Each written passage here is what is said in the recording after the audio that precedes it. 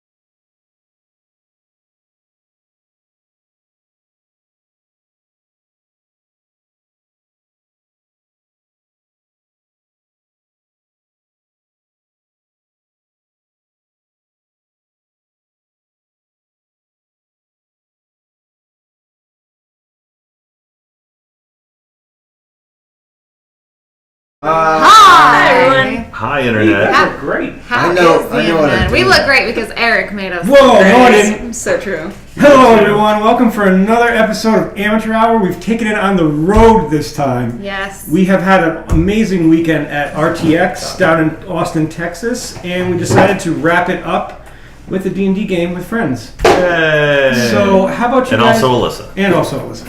Yes, I'll accept it. I know. You're getting there someday. Keep reaching for that rainbow, kid. Ellie's trying to get in the Lagavulin box. She's smart. That's one smart dog.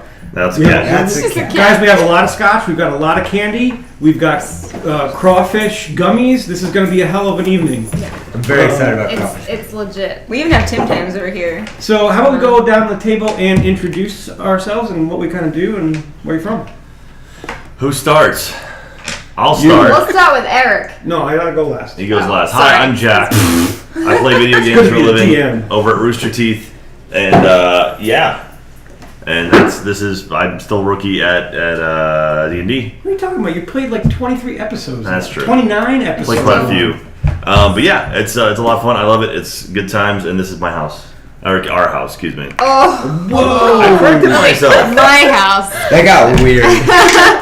I'm Katie. I do charity stuff with Rooster Teeth. I do acting and voice acting as well.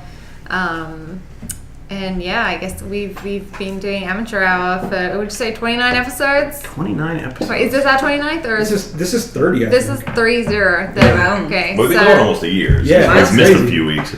it's very Why not? exciting. But yeah, and this is my house. Oh, damn! Shots Ooh. fired. The Just- shade ooh. just continues to You see get It's what's my- cool about this? it- I've got a DM screen I can hide behind. That's I true. can dodge that shade like a motherfucker. It's my house until one of the animals has an accident, and that's Jack's house. Yes. That's Hi, Alyssa. Oh, hi. Hi, I'm Alyssa.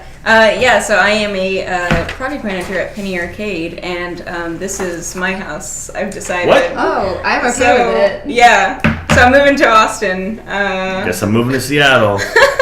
You're now me. That's fine. They won't notice. So yeah, hey Mikey.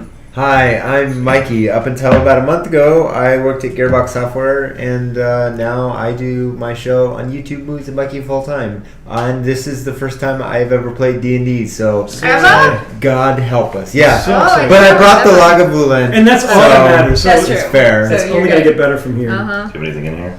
Oh, I have a pencil. Oh, yeah, I'm gonna and show some you. Vaseline. Also, I think we should show these yeah, off. Yeah, I'm gonna do Oh, that. sorry. Oh, sorry. Damn! Shit. Sorry. You're dying in like scene 1. Yeah, No. yeah, What man. else is It- new? You have to Welcome see to it. my house. Alright, guys? This is my house. Oh, you make Right a house now. joke. I'm sorry. I- This is all of your Oh, houses. It's our house. Is it in the middle of the street? Okay, so I'm so sorry. Oh, God, Thank this starts you. hitting quick, isn't it? Madness, right? Guys, I am Eric Benson, your DM, and I have a couple things I want to talk about. First, I want to thank, first Jack for getting us these awesome boxes. These are Elderwood Academy spell boxes, but I want to thank Elderwood Academy for actually, doing an amateur hour box for us, which is super rad.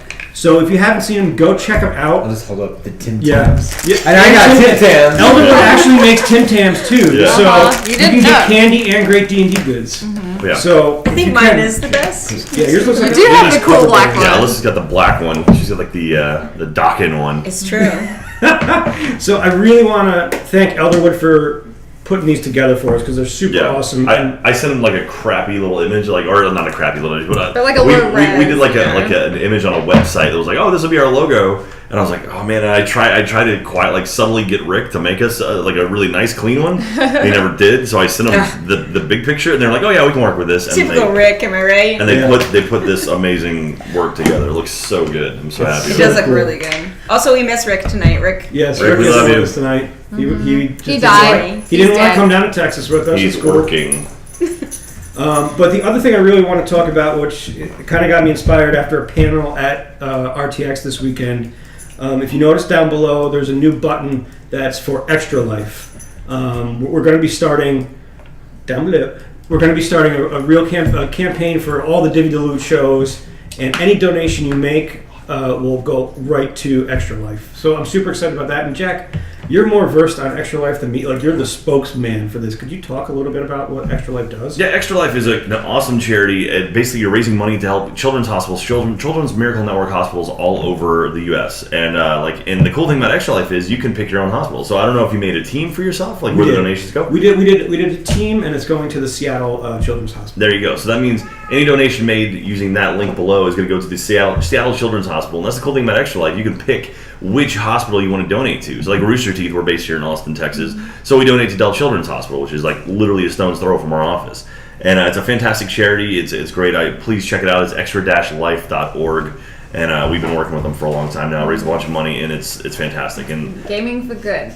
Gaming for good. It's hashtag for the kids. Yeah. For the kids. So let's get this adventure started. We've had a long day already. Yeah. So how about you introduce me to your characters? Because I don't really know much. I only know a little bit about one character.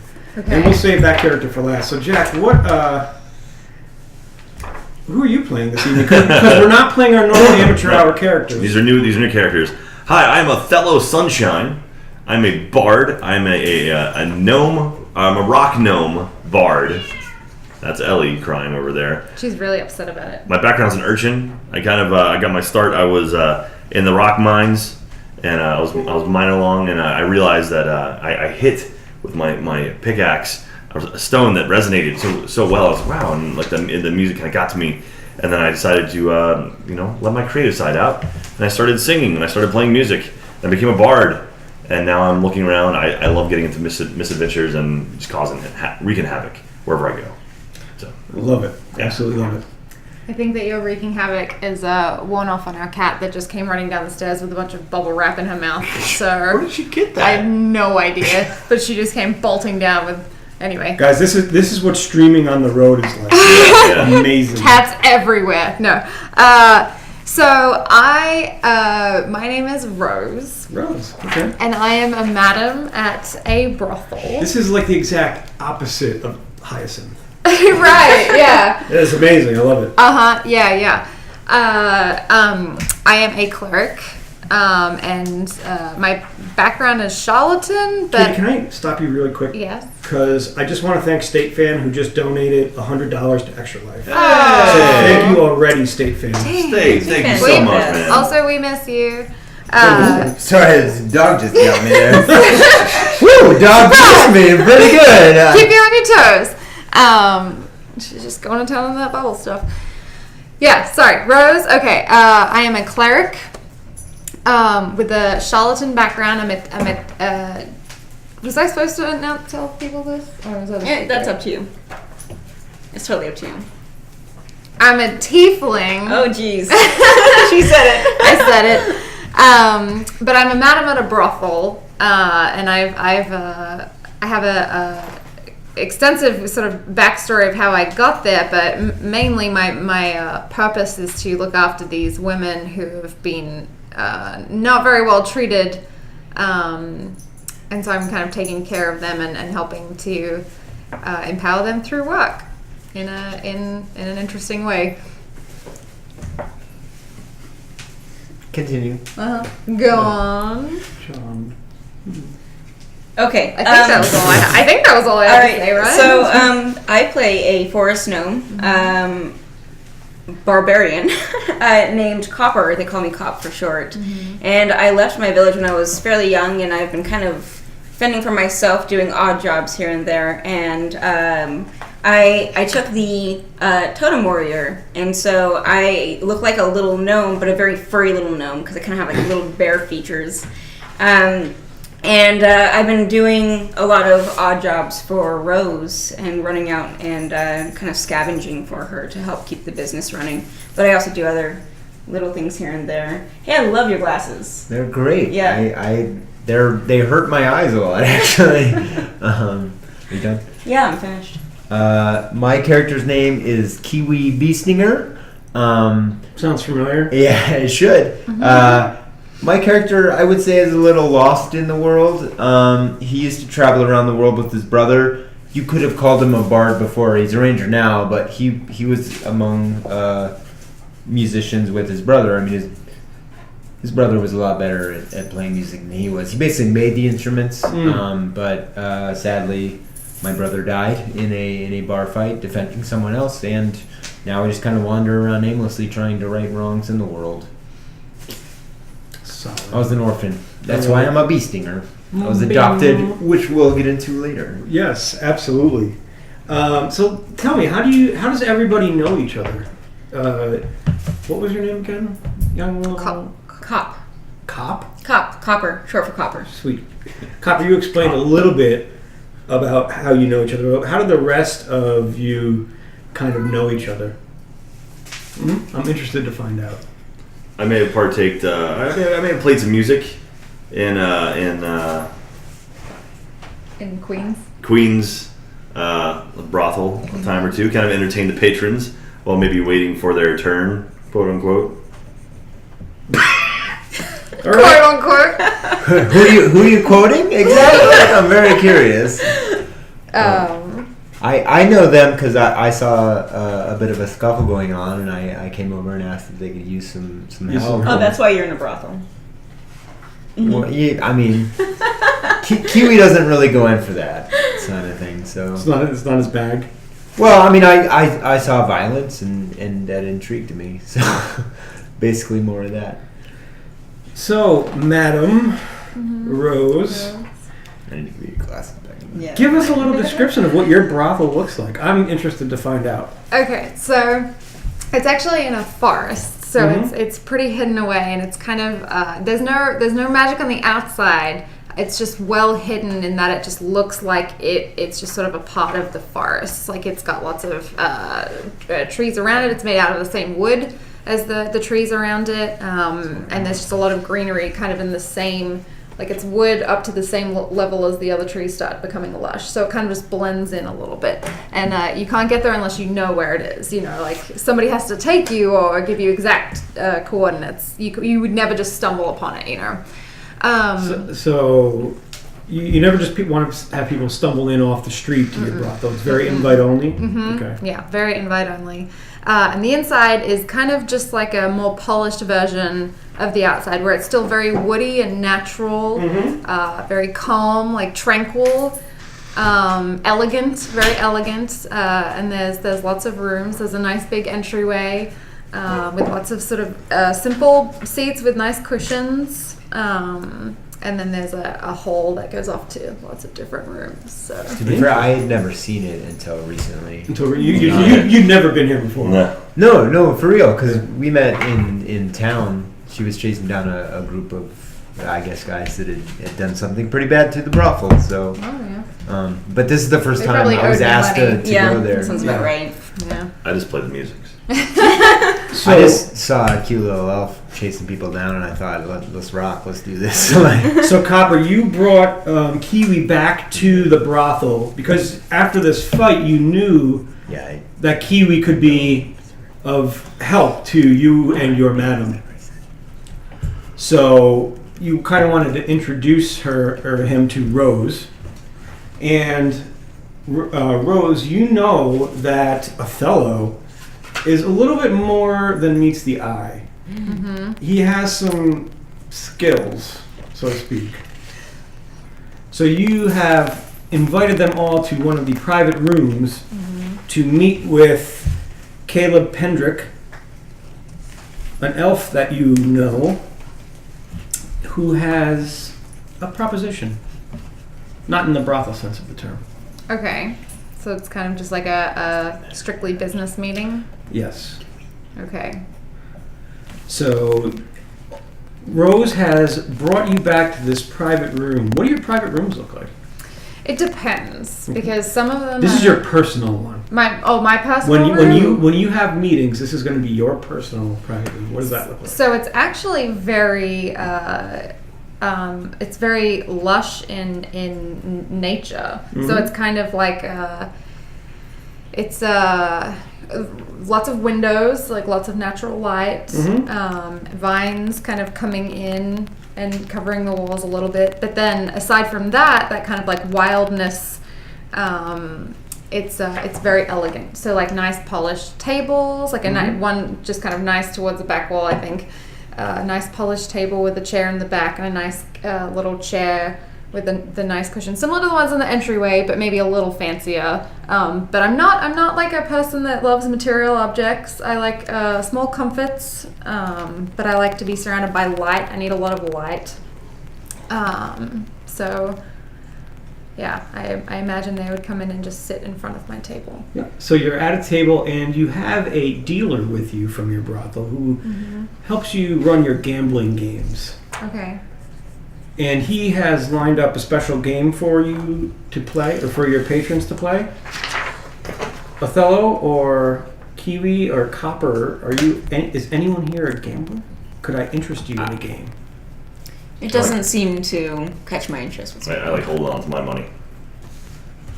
I had problems earlier in life. So the game. So the after death, my brother, it got pretty bad. So you see the. I tend to stay away from him if I can, but I definitely am into it. So. Well, the dealer eyes you and he just says, "Do you really want to play? I can leave. I don't need this shift." I look at him back and I say, "Do I?" I'm apparently flirting with you. Do I? Do I? It's your call. You want to roll the dice? I don't know, newfound friends. Do I want to? Well, I'm just kind of like my friend Copper this happen. is nodding yes, so I feel like yes, I do want to. Why not? Throw those dice. Sure. So the dealer holds up a die and gives you 2 dice. Okay. How much do you want to bet? How much do I have?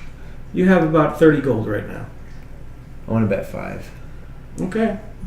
So you see the dealer sit and rolls a dice in front of you, and he rolls a 6. And now you, young Kiwi, you either have to roll that 6 or just get a little higher than it. It's 2d6, correct? Yep. So I have to roll a 6 or higher. Mm-hmm. And I'll pay you out. I'll pay you out 2 to 1. All right. 7.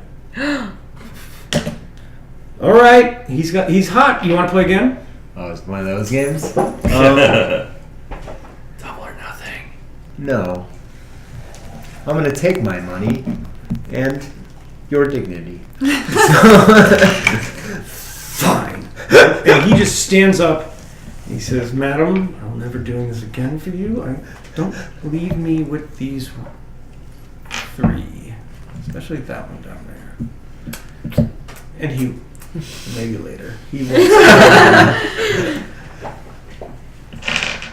and you see somebody else walk in. You recognize him, Rose, but everyone else, he seems to stop as he comes into the doorframe. And you see a tall, slender elf with long black hair, pale skin, with a scar that's coming from the top of his right eye down to the middle of his cheek. And you can see that it's fresh, almost as if it's recently been cut and stitched. It's Mads Mikkelsen. It's always Mads Mikkelsen. Oh, it could be anybody with a beard and it's Mads Mikkelsen. Yeah, it's automatically Mads. Mads for Mads. And he sits down and he says, "Rose, are these the ones you've got for me? Brought?" He doesn't look that special. Will he be able to do what you've promised? I think so. I'm looking at you. I'm always up for a good time. Let's do this. What are we doing? Let's say I have a little proposition. I like propositions. I work in a whorehouse. I can't argue that. Let's say I need you to go somewhere and fetch something for me. What am I fetching? How far away is somewheres? Not too far from here. Somewhat short of the Desserin Valley. And you know that where that is. Obviously, it's a little east of Waterdeep and a little south of Red Larch. 2 cities on the Sword Coast. Let's say I need you to go to the Kingsbane tomb and find me an object there. Pique your interest? Absolutely. Would 2,000 gold do it? That really piques my interest. Good. I can do a lot with 2,000 gold. Anything else you find in that tomb is yours as well. What are you looking at? What do you mean? I don't know, you're looking at me funny. I can look at whoever I please to look at. Okay? And I kind of, I look around looking for anyone to back me up. I'm already thinking of what I'm going to do with 2,000 gold. Will you spend it here? No, I don't spend it here. I don't eat where I work. Is Rose in the room? Rose is sitting right next to you. I say, hey, Rose, are you interested in this job? I invited him here. Please let me come with, please. What do you think? Is she up for it? She might die. Do you want that? No. But it's up to her. You know that I'll protect you, and I've been by your side for years. For years. This is my big break. She is very loyal. I think we should let her come. Fine. What about this one? Sitting down at the I end. slowly drink my scotch in the corner. He's new to me. How many? I just kind of wandered into town. I've been following them around for a couple days. They've obviously, to my understanding, have been together for a while. Mhm. But I've just been kind of following them around for a few days. I like them though. That's really creepy. Not in the... You invited me along. Wait, who invited him? God damn it. I was doing a cute thing about how you're my new friends. Now I feel worthless. No, anyway, I'm drinking my scotch mysteriously. Ignoring these fools. Hey, that guy over here is a little creepy. Hey, what do you think about him? You invited him. Oh, that's right. But before we make final negotiations, can I get you any more drink? I could use a mead or something, please. Madam, do we have meats for him? And your drink is on me too. I'm fine, thank you. Okay. But What about you guys? You need another scotch? Good, got my own bottle. Good. I like water with some honey in the bottom. It's an odd one. That's interesting. did you get that scotch from my private cupboard? No, we really brought it. No, I meant the. That was like the first time somebody's asked, I'm like, no, we really got it. It was so genuine, like, I swear to God, Or I was I got like, it! you invite me into your lovely home and then I steal your expensive ass alcohol. That's a ballsy move. But I'm a ballsy man, King Bee Stinger. I only drink the good stuff. She offered it to me. That's okay. It's She her, said it. She said it was okay. It's her cupboard. He was too. following me around. I just thought offering him a drink. What? Why are you making my character a creep? That's very polite. It's my character. Don't worry. Yeah, don't worry. That's very polite of you. Apparently it's super loud. Oh, is We it? could tweak it a little bit. Oh yeah, well we did just scream laughing Oh into yeah, it. we so were all bursting out. Sorry. All right, turn it down. Hypersensitive mic. Chat, let me know if it's too loud. I Yeah. can move it back a tiny bit too, just in case. There we go. Cool. So he hands you more drinks and says, well, I need an obsidian scythe inside of this tomb. Young Othello, is that okay? An obsidian scythe. Got it. Anything in particular about this one? It's black. Hence the obsidian. So how do you know I'm not just going to run down to the nearest scythe store and grab just a black obsidian scythe and bring it back here?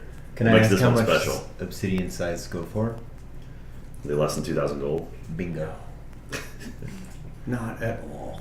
Is there anything I would notice about this scythe maybe? Like, It's made out of obsidian. alright. Any Looks like a markings? scythe. Any special markings? Not particularly. Any signs pointing to it? Yes, there's a big neon sign over it. Oh, that makes It it says super. obsidian scythe for Caleb. Points down. Perfect. Neon. And I take note. Roll me a Constitution save. Jesus. What's my con? Is what, D20? Mm-hmm. 1.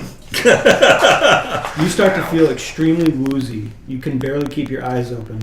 Copper, roll me a Constitution save. Okay. 14. You start to feel extremely, extremely woozy to the point where you're moving back and forth because you can barely keep your eyes open and your body upright. Now, Kiwi, I need you to roll me a Constitution save too. So take that D20. 5 this one. Oh, you want to do the same one? Yep. That works. 4. A 4. Now you're going to add your Constitution modifier, which Which is is -1. So that's a 3. Nailed it. And Eric just First got roll, crushed it. guys. This was going to be a really short episode. We're super tired. DED dead. Kiwi, whatever you have been drinking, you can actually now you realize as you start to almost fall down onto the table because you cannot keep your body upright. You're This is getting a little real. yeah, Continue. Yeah, you feel that the weight of your entire frame pounding into the table. Your eyes you can barely keep open, and all three of you pass out. So, madam, what would you like to drink? Do we have to drink something? Because that's a part of the story. What's your AC? 16. And he steps up and takes out a mace and clips you off the back of the head and you're knocked out. And everything goes black for all four of you. Good start. And that's it. Guys, we're done. Yeah. All right. We've had like Wow, I 48 did hours. really poorly. My first go here. I don't see what anyone's My sees. first physical die, I threw a 1. Awesome. We've been begging Eric for so long for I us got to a use real 4. time. Oh yeah. So every week on this show, this one isn't our live game, but every week on this show we have virtual dice. So now you guys get to use real dice. Oh, yeah. Yeah. Different? A little different. A little lower than I'm used to. Yeah, you can't bitch about the virtual dice anymore. Yeah, it's true. It's true. But now your eyes start to open and you regain consciousness, but you feel colder.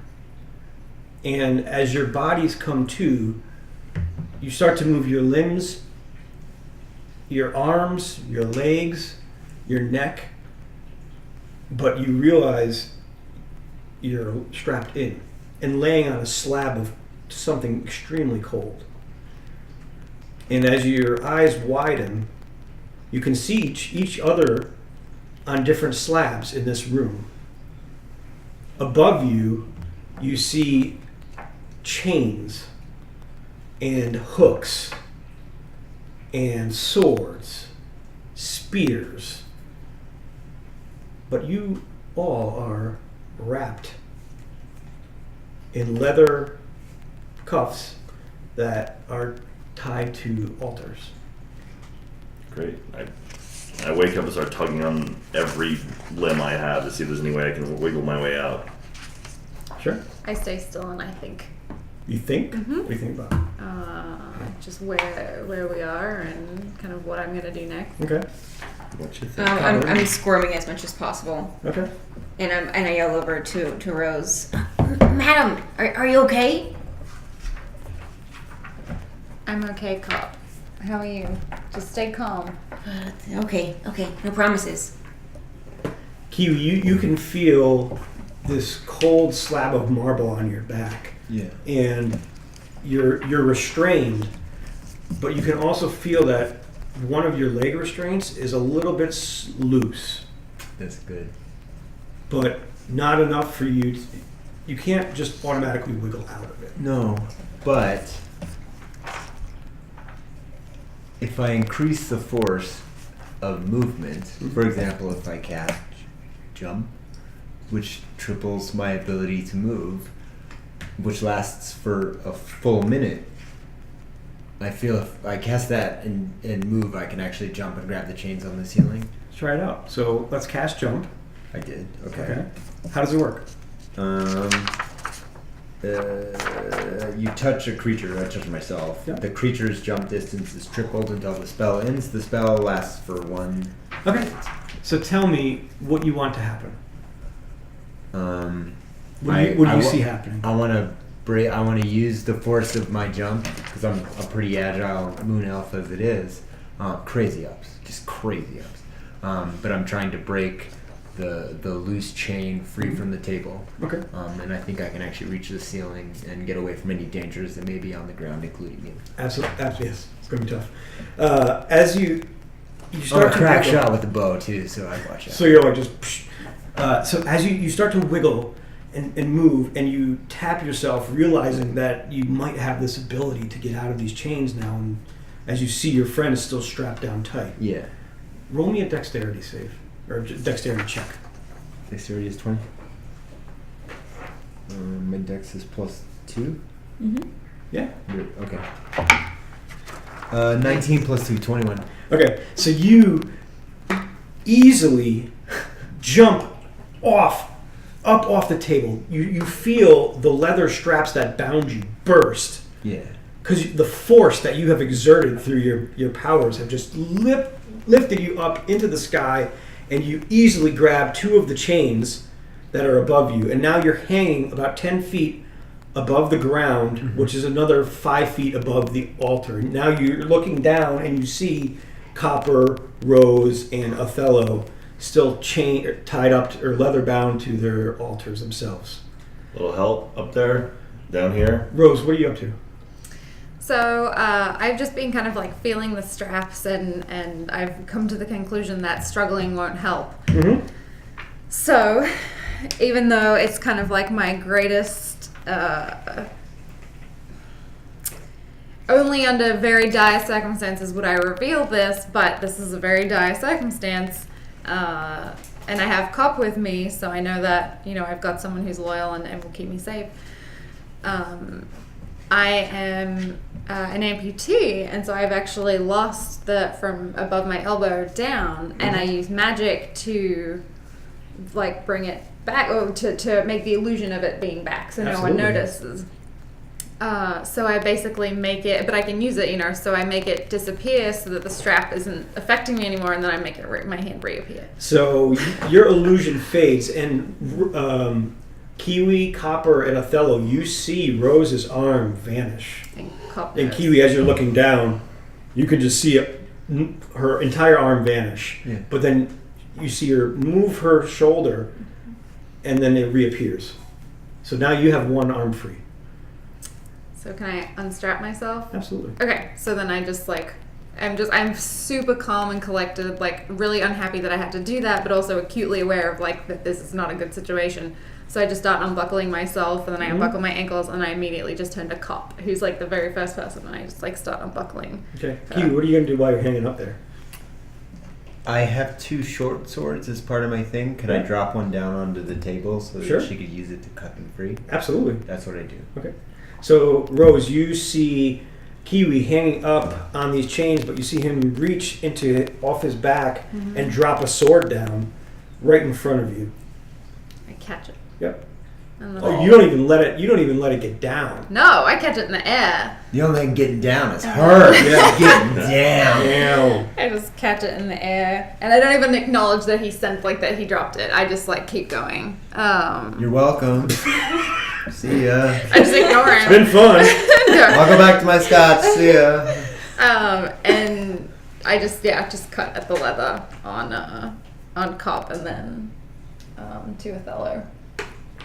I'm still kind of shocked that she was missing an arm and now it's back, and I'm very confused. I pet his head. I'm just it's gonna be okay. Normally I would hate that.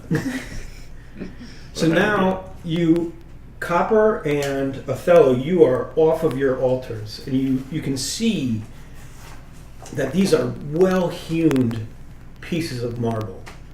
That these have been carved for a specific purpose, one that you do not yet know yet.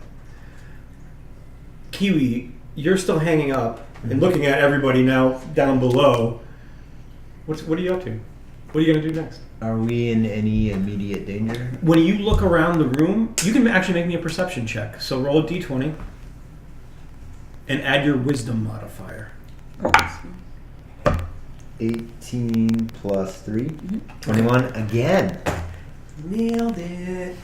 So as you're hanging up on these ropes, you can see through all the different manacles and hooks. Yeah. But you see that on each side of this room, there's a door. Very much Zelda-ish. There's a door on each side that you can get right through, but you notice that the door to the left has a little more light going down the hallway than the door to the right. On the right side of the room. Like there's more light underneath that you can see. Yeah, actually the doors are open. Oh, sorry. But you can see through, but the hallway to the left has a little more light than the one to the right. I feel like because they're on the ground, the first thing I should do is tell them to check one of the doors. Because I can cast Fog Cloud when we need to run away here. So I feel like we need to know what's behind the door with the light. If one of you would like to volunteer. Othello, you're quick on your feet. Why don't you Nah. go and check one of the doors? Are we sure this isn't one of your rooms, madam? I've been in all of them. Not any of them. Zero of them. Not doing great, Jack. I mean, I Othello, can sorry. assure you that we are nowhere that I've been before. Which door do you want me to check out? The one with the light under it is my first thought, but that could also be a total ruse, so I don't. Got it. I mean- Light.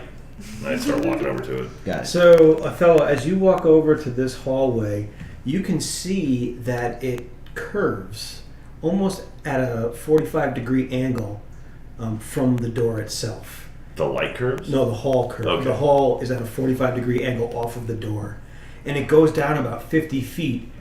And you can kind of just faintly make out another door at the end of, or on the right side of the hall. Cool. But the hall keeps going further than that too. All right. I think there's another door. You guys, y'all want to come check it out? Or should I just go on my own? No, I don't think we should separate. Cool. Yeah. Gonna go check it out. And I start walking. I'm still hanging on the ceiling, wait, guys. You're leaving me here? So Othello. So I start walking Does towards anybody the else door. follow Othello, or is he just going to? Yeah, I'm do- gonna scurry after him. Okay, so Othello, as you start to walk down this hallway, you can get a little closer to the door, and a little closer. Rose, where are you? right now? I'm going to tell Kiwi that he can drop, and if he hurts himself, I can heal him. So, if you let yourself fall, if you hurt yourself, which I don't think you will, but if I mean, you I can do- jump that high. I could probably take the fall. Right. Yeah, you're good. You're like Tigger right now. You can bounce through these hallways. The wonderful thing about the- Okay, I drop down. So you drop down and you see Copper running out of the room towards the hallway with the light, following Othello. And Rose is now by your side. I turn around and follow them backwards. Okay. And I ready an arrow just in case. Just in case, cool. Well, but yeah. Yeah, no, it's rad. Just covering our butts. Yeah. So, Othello, as you get closer and closer to that door on the right, you can start to peek in if you want to. All right. I slow up, and because I can hear cop behind me. I'm like, all right. And then I know once I know she's closer, I do my best to peek in really quietly, very sneakily, very gnome-esque. Very Nomesque. Yes, Nomasque. gnome-esque. You see in here a room with a red orb in the middle that's glowing. And you see 6 statues around the outer walls of this room. It's an octagon room, and it's about 30 feet wide. Hey guys, guess what I found? Not the obsidian scythe. Shocking. There's an orb in here with a bunch of statues around it. Check it out. And then I kind of walk in. You just walk in? Yeah. Okay. I feel like Yeah. I maybe knew this was a ruse when the guy was like, go to this cave. And then he poisoned us and kidnapped us. We never actually made it to the cave. I'm not expecting to find the scythe anytime soon. So you're walking in, Othello? Copper, what do you go to? So I have both my my hand axes on either side. They're out and ready. Mhm. And I'm I'm kind of trying to smell as much as I possibly can because I'm just trying to I'm trying to use all of my senses to see what's going on here. But I tend to smell a lot when I'm nervous or I feel anxious. Okay. So I'm breathing pretty heavily, and I'm basically just ghosting right behind Othello. Okay. Not only that, I should point out that at this point I pulled out my what's the tiny guitar? A Lute. lute? Lute. I start playing my lute and start like kind of just fingering it a little bit. Like when I get nervous, one of my character flaws is when I get nervous, I start just kind of like absent-mindedly playing the. We're a mess. That's really good in a stealth situation. Exactly. It's just like real quietly, but it's like almost kind of like a tick. Right? Metal Gear Solid wasn't. I'm just like, I throw my stealth number in Yeah. that river. I'm just Yeah. like, well, Well, okay. great, guys. Yeah. So there's a thing like ding ding ding, and I'm like. So you two start doing your little nervous things, and I just kind of like start to walk faster towards you, and then how tall are you? Oh gosh. Well, I'm a gnome, so I'm. Yeah, we're both gnomes. Yeah. Oh, We're okay. tiny. So we're both like 2.5. Which is I'm great like- because I can shoot right over their heads. Yeah. You just need to turn around and just fire. Yeah. Like there's no adjusting for height. You know. So I walk over between you, and I just have my hand on Cop's back, and then put my hand on Othello's back, and then kind of put my hand on his lute, but like I'm looking at his face, like just to stop him from making the noise, right? I just like grab the top of it, not because it's not beautiful, but because it's gonna get us killed. It's not a good time. So I just like hold it, but I'm like trying not to offend you. I'm like actually trying to calm you. Like I'm trying to like put calm energy into you so that you Well, don't that's feel very nervous and you don't play the lute. But yeah, so anyway, I have my hand on you and I'm trying to like put calm energy into you because I've already touched Cop, and Cop I think is so used to me doing that maybe you feel relaxed. I feel pretty immediately calm. So I kind of like transfer that over to you and try to calm you down by not making noise so we don't die. And more than anything, it just kind of freezes Othello in place. Like, don't know how to react. The madam's touching me. She's touching me. It's very odd. But I'm very maternal, I think. In a, you know, you're not a man. You're a no man, but you're not a scary. Someone you're not threatening, so I'm okay. And with I'm you. like fighting against you, trying to play the strings. Like, But I'm a man. No, but I'm supposed to be calming you. I'm a cleric. I'm a healer. I'm supposed to be like putting calm energy into you Alright. and making you feel better. and I start looking around this room while this is going on. Mm-hmm. And do I notice anything? I have pretty high perception. I think. Sure, roll me a perception. Kiwi, what are you up to at this point? You can again, follow I'm- diligently I'm- behind. I'm pretty new to this group, Mhm. so I quickly say, you got like I try to get a situation report about what's going on in the room, but because it's an octagonal room, right? I actually walk to the left Mm-hmm. 45, Mhm. keeping my eye on the door the whole time. Okay. So I tell them I'm watching the door. Tell me what's up with this room, basically. Right. But I have us covered, which actually calms Othello quite a bit. Yeah, I've noticed. So- Absolutely.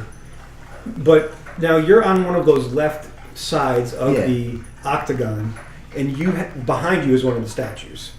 Now, roll me your perception. That's a +4.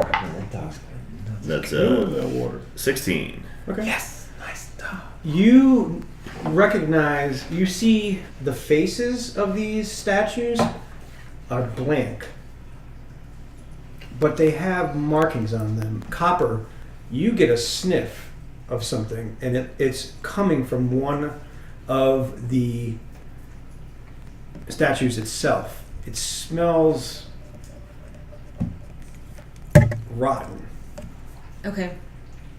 And the closer you get to it, the more you smell this rot coming through your nostrils. And it's getting almost to the point where it's choking you that it's so bad. How close do you want to get?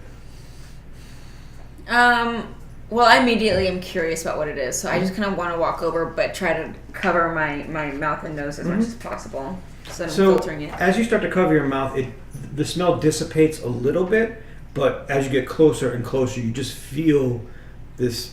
You can just sense the almost an evil presence about it. But as you look at this face that's blank, you see scars but scars all running down the face. There's no eyes. There's no or there are eyes, but there's no lips, nose, or anything else. But you see scars that seem like they're flesh. Do they look like they're forming as I move closer, or does it look like they've been there the entire time? They've been there the entire time, but Okay. the closer you get, the more they look not like marble like the rest of the statue, but more like flesh. And as you get right up to this statue, you can see that the scars are actually still bleeding. And then you see the eyes of this statue go from flesh and they roll down, and you see two eyes staring back at you. Okay. And roll me a dex check. Nice roll. That would be a 20, not nat though. You hear a cracking, and quickly you have a hand on your throat lifting you up into the air. Kiwi, you see this happen, and so do you, Rose and Othello. But Kiwi, roll me a dex check. 11 plus 2, 13. So you hear a crack behind your back, and you see two arms surround each side of your body, but they can't grab up. They're trying to grab onto you, but they can't. Okay. And everybody can roll me initiative. Hey. Awesome. Yeah, just roll. Thank you. 1. So this works as you roll a d20, and you add this number to it. You got a 1? I threw a 1. I've thrown my D20 3 times. I got a 21. Damn! Minus that first roll, I'm rolling pretty I got a good. natural 20. Whoa! Yeah. Do I add? And then you add this number right here. So I have 22. Beat me by 1! No, it's good. It's fine. Think about, well, my initiative, I got a 4, so. Okay. So do I put this down somewhere? Eric will keep track of it. Okay. Yeah, don't worry about it. Copper, what'd you get? 15. 15. Okay, so Kiwi, you have two arms right now. You have two arms that are at your side that are trying to grasp you but can't get a hold of you. But you also see Copper lifted up off the ground with her throat clasped by a marble hand. I fire an arrow at the wrist. Okay. Roll me an attack roll with your bow, and you're going to add your dex and proficiency modifier. Okay. But because you're trying to hit this small little target, you're going to get disadvantage, which means you roll. That's 12 plus What's 2. that? 14. It's not going to help us switch dice. A 14? Yeah. Now roll it again. You have disadvantage because you're trying to shoot into, I almost said Brookie, copper. So it's such a finite, Yeah. you're shooting into a combat I'm trying to situation. break the hand. Yeah. Ted, 14 again. All right. So now roll me some damage. Nice. Same dice. Yeah, so you're going to roll Or 1d8, 1 to 8. which is this one, Okay. and add 2. You're going to add your dex. 9. No, you're going to add your dex. Oh. And, yeah. Sorry, is it dex only 2? Well, it was a Yes. 7. Yeah. So you roll a 9? Yeah. Okay. So you pull back on your fletching Yeah. and let this arrow fly. And Rose and Othello, you see Kiwi's arrow shoot across the room, across the chamber, with such straight sight and flight that it passes just across Copper's throat. I start breathing again. Copper, you can actually feel the fletchings and hit the side of your throat. I know what I'm doing. And then the arrow, Copper, you can see the arrow strike into the palm of this acolyte that has come out of the wall, but you see it travel up his arm all the way through to his chest, and he just drops to the floor. Jesus. That's pretty bomb. I throw up all over the place. I hand you a Immediately. handkerchief. I run over to Cop and then put my hand on it back. And I immediately grab my loot and just start ripping. Like, oh my god. I'm just like, how did I end up with you guys? So I can't throw out some bardic inspiration. So- mid Othello, you see this all happen in an instant. But you also see behind Kiwi is one of these acolytes that has sprung out of its station and is trying to grapple him. All right. How long is a rapier? Is it like basically as a tiny sword, or is a rapier? It's about 3.5 feet to 4 feet. Okay, so I have one on me, I guess. Yeah. So I just headlong charge right past. Goddamn, what's your name? Kiwi? Kiwi. I run right past Kiwi. It's over my head, and I go for the arms. I take an overhead slash at it. Okay. Yes. So you dash, you run. Are you're overhead slash? You're shooting or trying to slash over Kiwi? Obviously, well, no, I'm just running right past them. Oh, Like, okay, I cool. could see the arms coming. So Yeah. I'm basically from his point of view, it looks like I'm charging at him, but I'm actually go right past him and go Okay. for the arms. Make me try to hit him. All right. That is a 9 Okay. plus what is it? Proficiency? Or? No, you're gonna with a rapier you add your dex modifier, so it's gonna be +2 plus your proficiency. Proficiency in Dex, so that's +6, so 15. 15. No, that. So Kiwi, and rolling some damage too. What is it for a rapier? I believe it is a I don't think 1d6. I wrote it on there at all. D8. No, D8. I'm sorry. What the hell was a rapier? I can't remember. Off the top of my head. Well, I'll throw an 8 now. Yeah, throw an 8. So, which one is? And you're gonna add your 8? dex modifier. And Dex modifier is 2, so 5. So Kiwi, you see Othello running for you. Yeah. And you see him pull his rapier out of his sheath, and it's almost like it looks like he's coming to stab you, but just as he gets to you, he dodges around your side, your torso, and stabs his rapier into this acolyte that's behind you. Yeah. And you hear him cry out in pain. But Othello, your sword is now through this acolyte and is touching the back of the wall, and you can feel that it's kind of bouncing in between the alcove from side to side that the acolyte came out of. This is awkward. Little help? Copper, you're now kind of breathing, and Rose is behind you. You see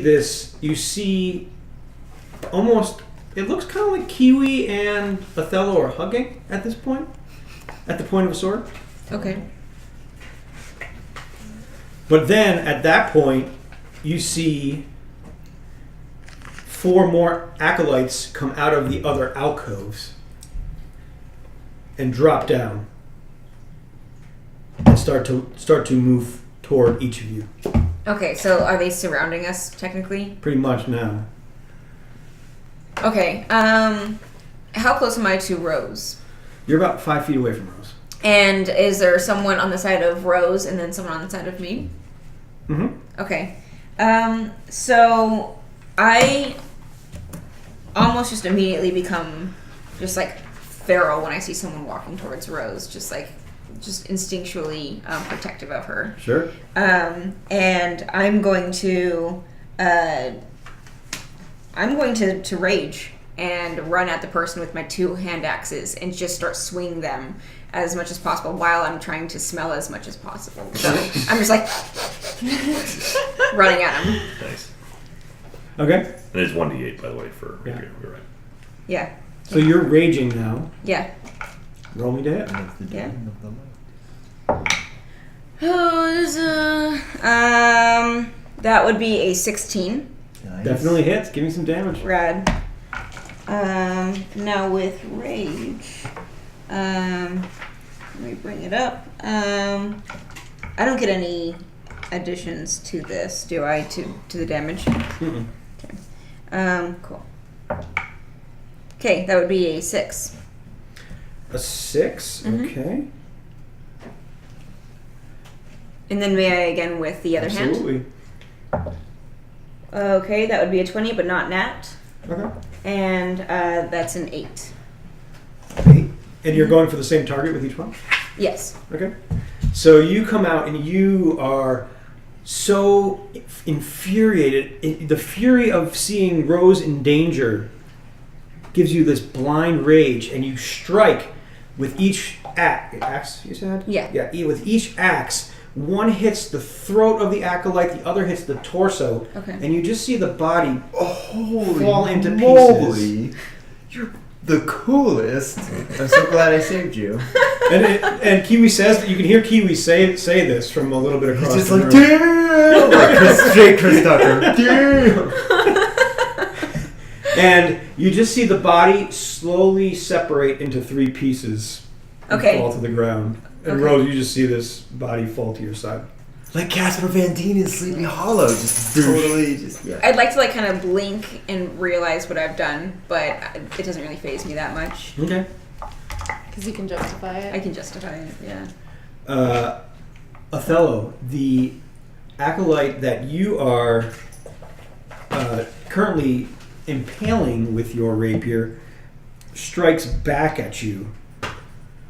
Does 8 hit you? No. So you see him swing a club, and it slams down onto the rapier, missing you. But the rapier reverberates; it kind of shakes your hand. But that's it. Is he still moving? Oh yeah, he's still moving, but he's still impaled. Rose, you see another acolyte that's coming out of one of his alcoves, charge at you, and hits you for a lot. Oh jeez. Oh jeez. Oh no.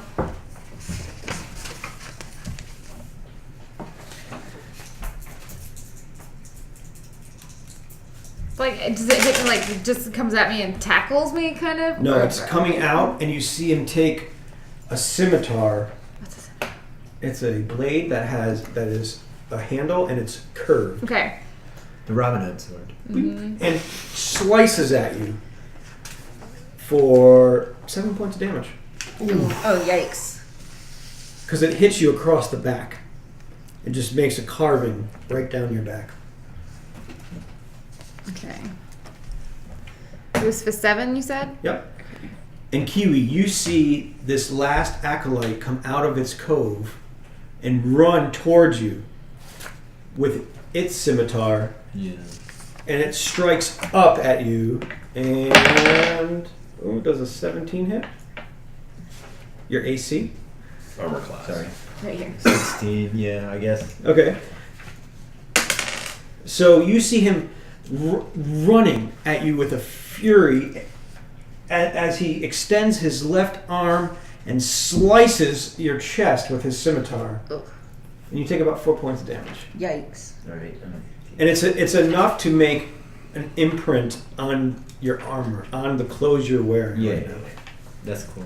Chick 6 scars. Rose, what are you up I to? think, you right now you see Othello struggling. You see his arm reverberating after being struck by a club from an acolyte. You see Kiwi getting sliced by another acolyte, and you have the one that has just attacked you right in front of you, or he's behind you. Right. So I think I'm going to gonna go like Mama Bear and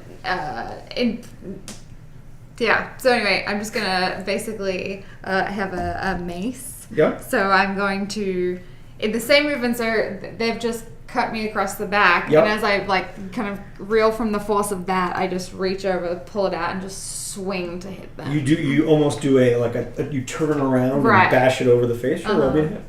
Okay.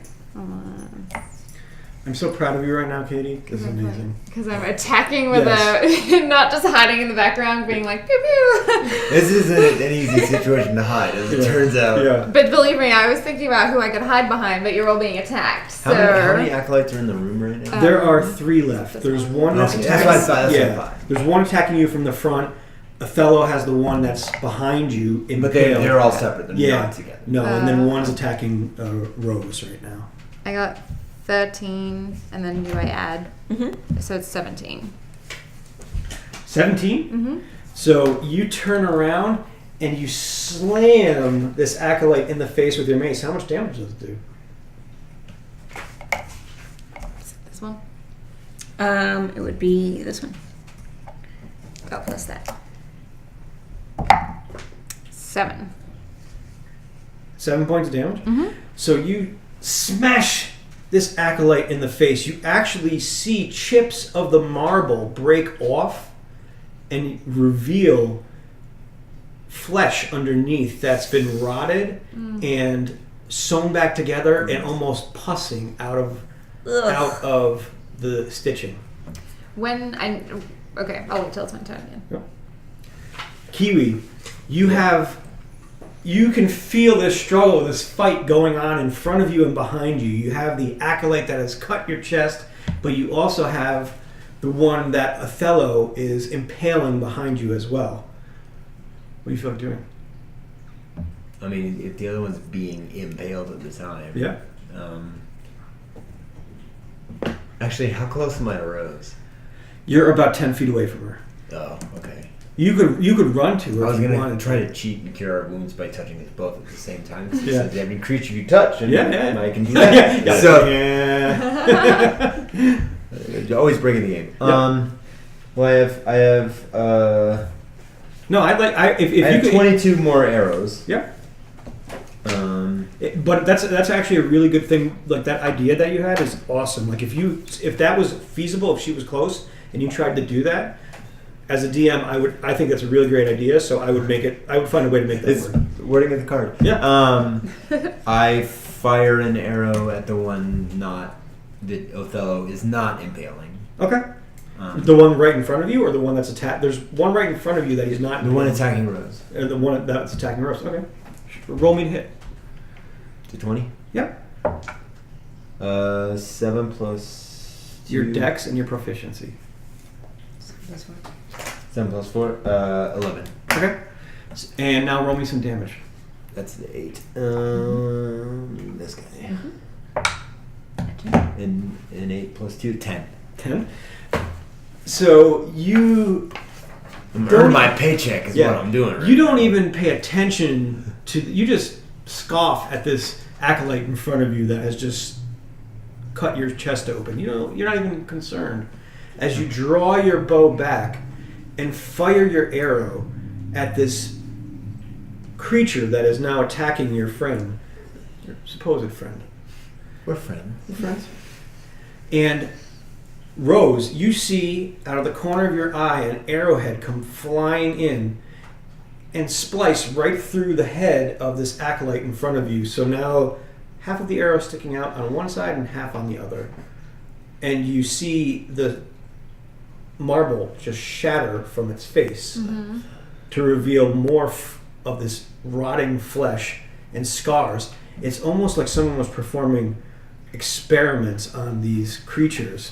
Can I ask a question about the scarring? Yeah, absolutely. Does it match the mysterious person that poisoned us? Roll me a perception.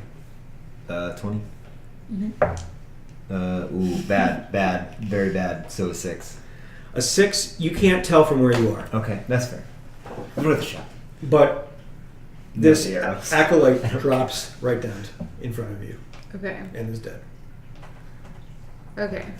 We air high five from across the room. Kiwi, you see, not Kiwi, Copper, you see Kiwi has an acolyte attacking him from the front, and you see Othello still impaling this other acolyte that's in back of Kiwi, but inside of the alcove that it was trying to come out of. Okay. What do you feel like doing? I think I would like to charge at the one that is confronting Kiwi and try to knock over, try to run into its leg and knock him over Okay, cool. to see So- if he'll shatter. Okay, so I'm going to let you choose if you want to make an acrobatics or a strength Oh, test. rad. So you can use either one, strength or dex. So may I do athletics or acrobatics? Yeah, Okay. absolutely. I'm going to do athletics. Okay. And that is a 13. Okay. Now make me an attack roll. Okay. What do you want me to add to it? what you would add for your weapon. Okay. That would Your be first axe. a 19. Okay, now give me some damage. Okay. Knock his head off. 7.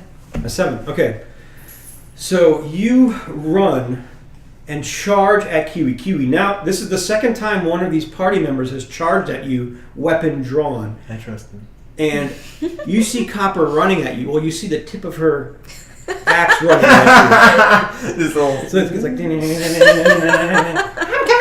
You know, she runs across and slams into this acolyte and presses it up against you, but you see her axe come through its chest and almost touch your chest. But as this happens, you fall back because she lands with so much pressure that you push into Othello, which then drives Othello's sword into the wall. Othello, roll me some damage on your sword. When you get This got crazy. You're really good at this, Eric. 4. So as you do that, On the edge of your my seat. rapier goes through. You can actually the cross hilt lands into the chest of this acolyte, and is the tip of your rapier is now stuck into the stone in between the marble where the pieces join together, and you see now everybody has created one giant pile with 2 dead acolytes in the middle. It's like the weirdest Oreo you've ever seen. And they're both dead. All the acolytes are now dead in this room. So I'm devastated and mortified because as the marble started crumbling, as when Kiwi killed the acolyte in front of me, and its face started crumbling, I could see that that I made the connection that these are people who were in our situation that were kidnapped and brought down here and had, you know, whatever happened to them. I don't know why they were doing it, but could see that they've been mutilated. And so I'm just like mortified and devastated, but like unironically, but like, I'm just stone faced, you know, like thinking all these things, but like keeping it very neutral on my face. And I want to look at them closer. Okay, roll me a perception. Is that a 20? D20? Yeah. Plus your wisdom. Or plus with this one. Oh. So I had 12. Okay. Copper, this is for your eyes only.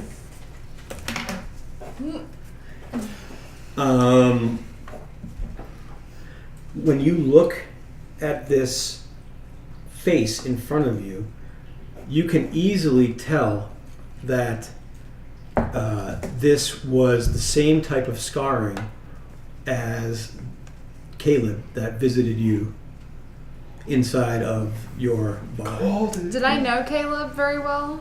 Not too well. He was referred to you by someone else, that one of your normal patrons that needed. He knew that Caleb was in search of something. He Okay. needed some.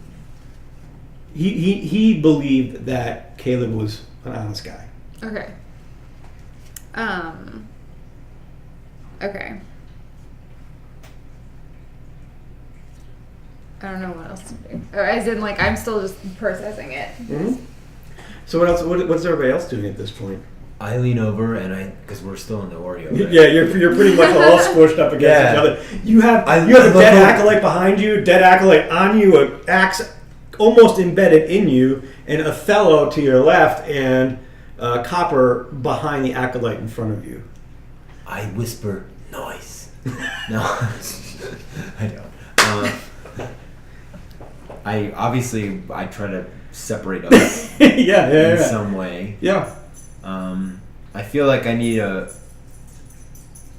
roll a perception check to figure out what the hell is going on right now, right? Because what do you want to know?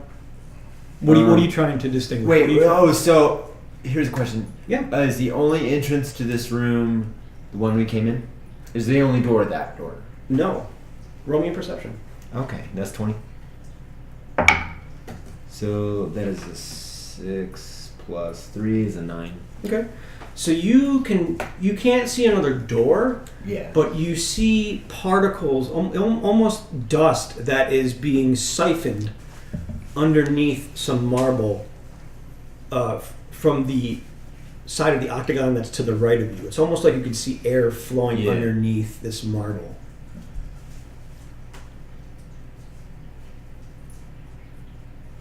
I go and try to fetch Copper out of. Oh, sorry. No, you're good. Copper, what are you doing? go first. Yeah, so I'm part of the sandwich at this point. Mm-hmm. Okay, I'm gonna kind of squirm out of it, and I'm going to bring down some of the acolytes, and I'm gonna just start tearing away at the stone just to see what their skin looks like underneath. Right, and you're doing this like viciously. As Yeah, you I'm do just throwing it away. You're just Kind of. ripping There's stuff no off. subtlety to I Copper. don't really care if it hits anyone around me. Jesus. While she's doing that, I keep pulling on my sword. Mm-hmm. I imagine it's tough to get out, right? Yeah, it's tough to get So out because it's not only attached, or it's not only going through the acolyte, but it's wedged into the marble behind you. So I actually lift myself off the ground and put my feet on either side of, like, next to the hilt of my sword, and I'm pulling with all of my might. I'm literally off the ground and yanking on this thing until I can get it out, or I'm trying to at least. Okay, and you yank and roll me a strength check right now before I stop doing this because it's taking a 15 while. minus 1, so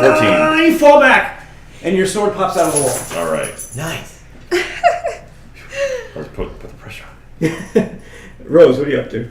And Copper, you notice the same things that Rose had noticed. You smell more. That smell of rot Okay. is penetrating every nook and cranny of your nostrils at this point. I almost suddenly don't care, and I look back at you guys, and I say, We're like, stop doing that. and I say, lucky I was here for you guys. Had I not been, you guys would be dead because you were worthless. I'm on the ground on my back with my sword next to me. And I was like, I hold up 2 fingers. I'm like, I got 2. You only got the so scoreboard. Deuces. Done. I'm just laying on my back, and I pull out my lute, and I just come up with a song. I improvise So a song. I literally Sure, what do you Think about say? what just happened. What do you sing? I want to hear a song. It's. Ba-da-dam-bam. Ba-ding. I woke up in a weird place, tied to an altar, surrounded by weird people, and fought marble demon. My brother used to sing that. And then I kind of He's stealing? He's ripping off No, your that's brother? a well-known it's little song around. Yeah, these it's made its parts. ways around the realms. Yeah, my brother used to play in the bars. Hey, big hit in the day. Big hit in his day. I actually wonder if my brother knew him at all. Because did you know never, Kiwi's brother? I may. Well, I probably would never have met him, but my brother Wheatley, that was his name. Wheatley. I met quite a few. I don't remember his actual the one we wrote. It was Wheatley. It was Wheatley the singer. Yeah. That's great. I met quite a few people in my days as a bard, wandering about. So I mean, It could have been there. Perhaps. Who knows? Maybe he's in a mix. I keep lobbing nice things at them, and they keep smacking them down. I'm just. You're trying. You're I really am. trying to I am endear really yourself trying here, to these guys. people. So as Copper said that, Mhm. I immediately stopped looking at the acolyte on the ground, and I got up and I just like swiftly walked over to Copper, and I'm trying to think of like the least. I think I kick her feet out from under her, like she's facing me. I kick them out so she falls back on her butt, and then I hold her down. And can I like roll a perception or something to check First- like what's wrong with her? Well, first, Copper, are you letting her do this? Or are you going to fight this? I think I'm gonna fight back. Okay, roll me strength checks. Both of you. me too. Yeah. Is that D20? Yeah. Why are you fighting? I got 20. Nah, Huh. Oh wait, with 19. Sorry. I got a 14. Okay, so this happened, and you have Copper knocked down. Okay. You can roll You can roll an insight check if you want to. Okay. I have 4. It's 14. 14. You notice that Copper just seems more confident right now. Like because of what she did, something's changed. She's building her confidence level. She's more aggressive Okay. in a sense. But I don't notice that like there's any magic in her or anything. No. Okay. All right. So once I've kind of like figured that out, I let go and I step back. And I'm sorry, Copper. I was worried that something maybe had happened to you. You better be sorry, you witch. You always think that you're in charge. Well, you're not in charge anymore. Damn, shit got real. Adjust her glasses. Good. Are you saying this from on the ground where I just put you? Yeah. I'm Okay. breathing heavily, and I start smelling again. Okay. The shade monster slides across the ground. Okay. Shade all around. So- Shade on It's everyone. like, boom, shade for So- every. You get some shade, and you get some shade. So- Oprah comes out, she's like, everybody gets shade! This got weird. You're so confident for somebody that I just knocked down. And is that your nervous tick? Your sniffing nervous tick, Copper? I thought they were friends. I like. Great. Could my eyes be like dilated and Sure. like in such like a weirdly high state of being so confident? Yeah, sure. Or you're really high. Yeah, you're fucking stoned. Stone Stone cold. cold. Stunner! What?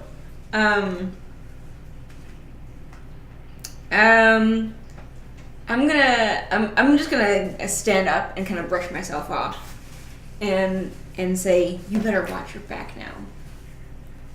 Okay. I'm gonna walk up to you and just look you directly in the eyes and then put my hand on your shoulder and say, you are my closest friend and I trust you with my life. And the only reason I would watch my back is to make sure that you're there.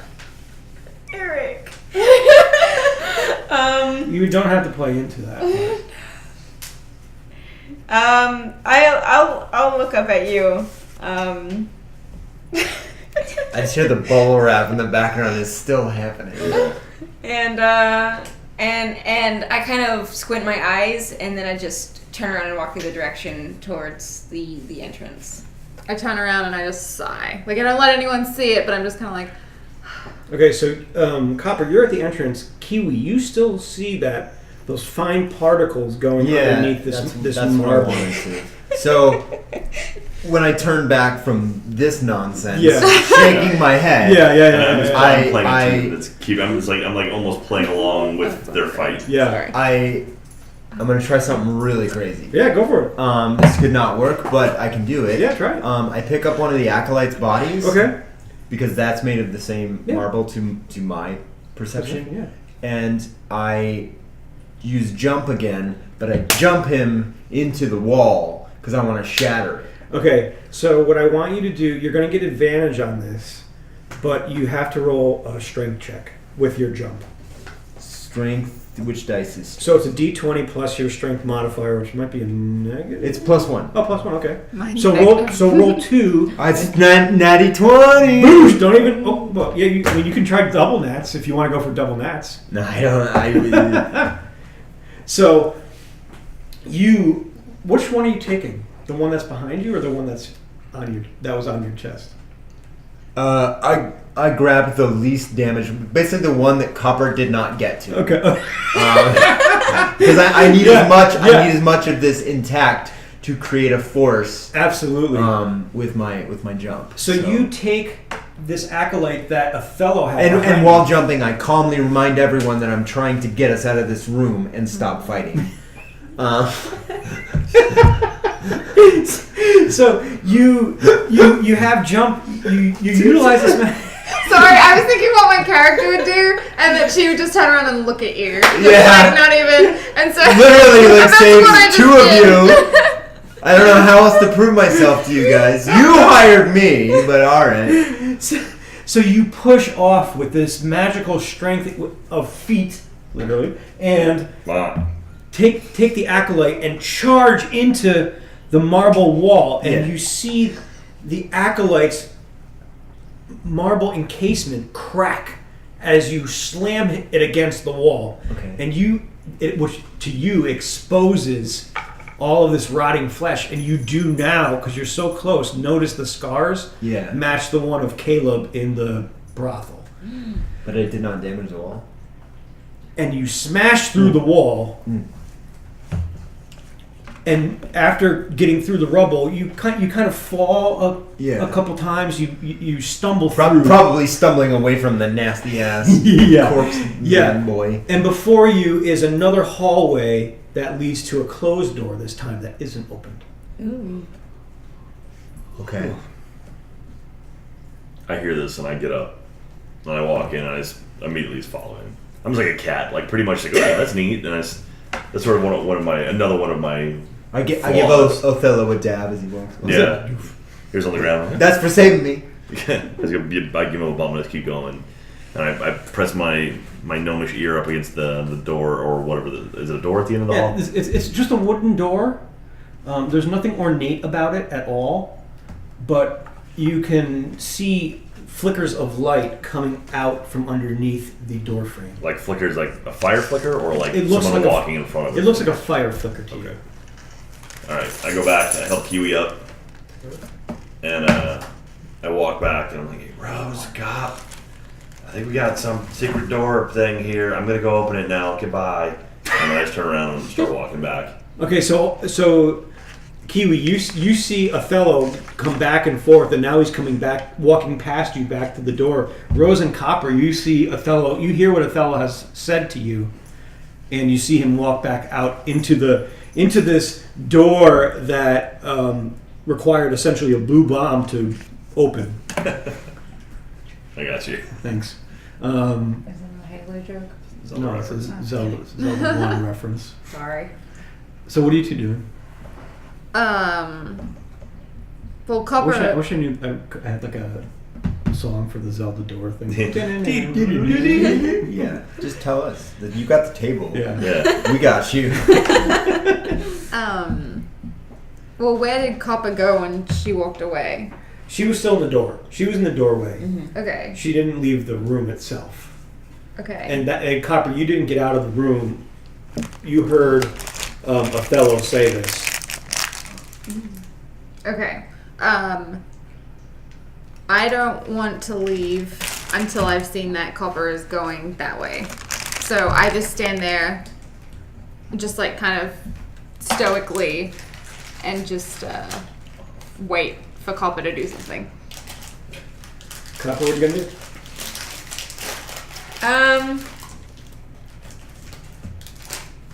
One of you can help me out. I mean, if you're not too busy. I already so helped you out. Yeah. I gave you a hint. Yeah. Okay, so Thanks, bud. so Othello walked back into the room, correct? Yes. Yes. He walked back in the room. He said that he's found another door. Yeah. And he's going to open it. I'm just gonna walk ahead of him, and I'm gonna go straight up to that door. Okay. So Othello, as you're walking back, Rose, you see Copper just bolt for this door frame that Kiwi has bursted open, and Copper, you just see, or not Copper, Othello, you see Copper. Othello, you see Copper. Wow. Yeah. Run past you. Oh, you know, because she doesn't have to run to your side. She just like runs underneath your arm. How tiny is she? She's only 3 feet tall, right? But he's a We're both gnome. gnomes. Oh, you're an gnome too. Right, never mind. Yeah. Sorry, excuse me. I say, my God. Excuse me. Sorry, I didn't mean to offend you in such ways. So you see Copper just bolt by you and go to the door. Copper, are you opening the door when you get there? Yes. Yes? Yeah, I'm Okay. just gonna go for it. I'm feeling rather confident. Okay. I get Rose. Oh, sorry. I was say I get a little upset because I'm usually the first one in, and I'm like, and I kind of like buzz in after. Okay. Rose, what are you doing? You have now seen Copper run through this this opening. Well, I guess I can wait to do that. You know, oh, you also want to. Yeah, sorry. Thank you. I think I'm Jack, just. Can you, Oh, absolutely. Do you want to just refill that? sure. Here. Jack, you're on water duty. Water duty. You said duty. Just kidding. That's the most immature joke I made. Anyway, to your question, I think I just follow. I follow them. I mean, I was gonna try something else, but I think that she's rushing, and I don't want to hesitate. Like I don't want to hesitate. I want to just go right after. Okay, cool. So As I walked past Othello, I knew that it would bother him that I went to open up the door. So I'm going to look back and kind of just smile wickedly at him with my very sharp teeth. And I notice that she's... You notice this? Yeah. Okay, and Kiwi, you see Rose walking with you now. She's next to you in the hallway as well. Okay. Copper, as you bash open this door, you see a table set out in front of you, almost a fine dining table. There are candelabras or candlesticks evenly placed across the table. There are plates set out. There are glasses set for you. You see vials on the middle of the table. I say, finally, the treatment I deserve. And I walk over and sit at the head of the table. Okay. Nothing happened. Kiwi, you can see Copper going into this room, and as you see her open the door, you can make out the back of a chair that she then sits in. Mm-hmm. What do you want to do?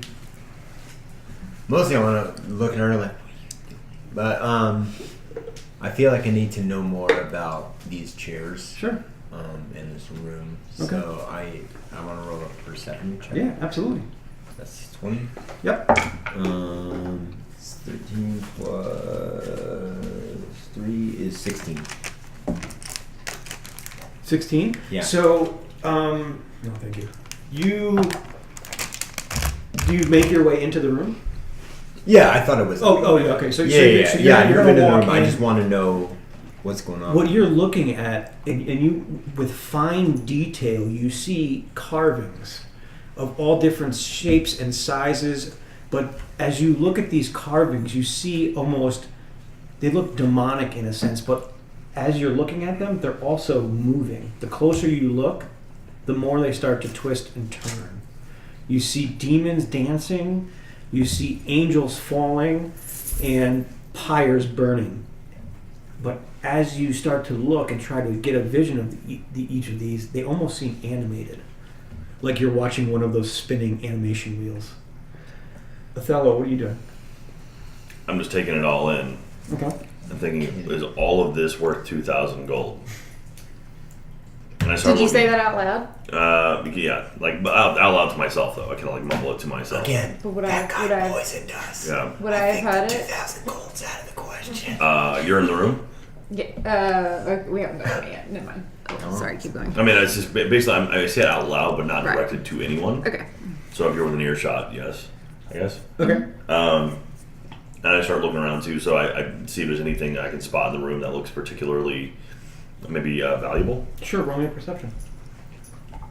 There's a bag of 2,000 gold. Oddly enough. Yeah. Weird. Worked out for everybody. 9 total.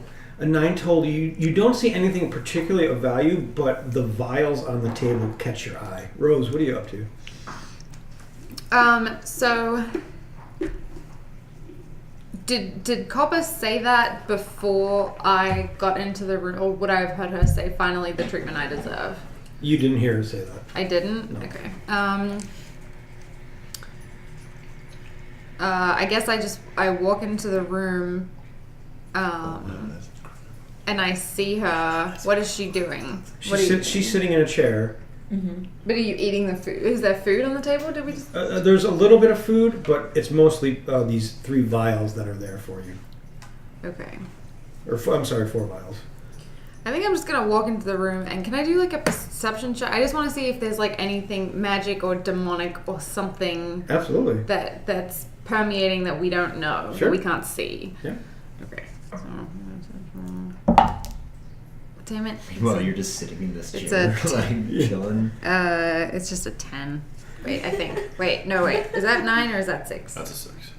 Yes. Okay, then it's a 10. So you look around the room and you see just ornate furniture. Mm-hmm. You can notice some inscriptions and scribblings in the furniture, Mm-hmm. but nothing seems to really stand out to you. Othello, are Like, you in? I don't feel anything? No. Okay. Othello, are you in the room now? Yeah, no, I am. Okay. Yeah. That's why I walked in. I was like, "This is worth 2,000 gold," and I saw the vials. Okay. So as Rose, as you walk in, the door slams behind you. Everybody can make me a wisdom saving throw. Wisdom. There's oh god. 17. 8. 8, okay. My roll is a 12. 12, okay. It says, 2. Okay. so I have advantage on int, wisdom, and charisma saves versus magic. I don't know if... You can roll again. Okay. Alright. What was your other one? 8, so I'll throw it, 8. Okay. What is the most enticing thing for Othello to eat? To eat? Yes. Probably like a lamb stew that his mother would make when he was a young boy. So when you're searching around the room, you start to see this stew appear by Copper's side, on the seat to her left, and you cannot resist it. It smells exactly the way your mother would have made it. I immediately start walking towards it, Okay. like without hesitation. And you sit down and you start eating it, and the flavor that fills your mouth brings you back to the memories of being a child and being with your family. Like Ratatouille style, like Very I much. jump back in time. Okay. Yeah, the vision actually just pulls back on you. Yeah. What did you roll? 17. Okay, Copper, what did you roll? 2. A 2. Yeah. Okay, what is the most enticing thing for Copper to eat To eat. and or drink, or both?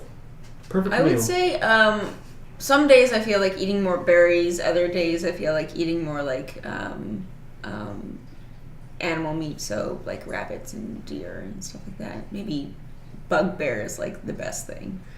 So in front of you right now, you see, much like a roasted pig, a roasted bugbear.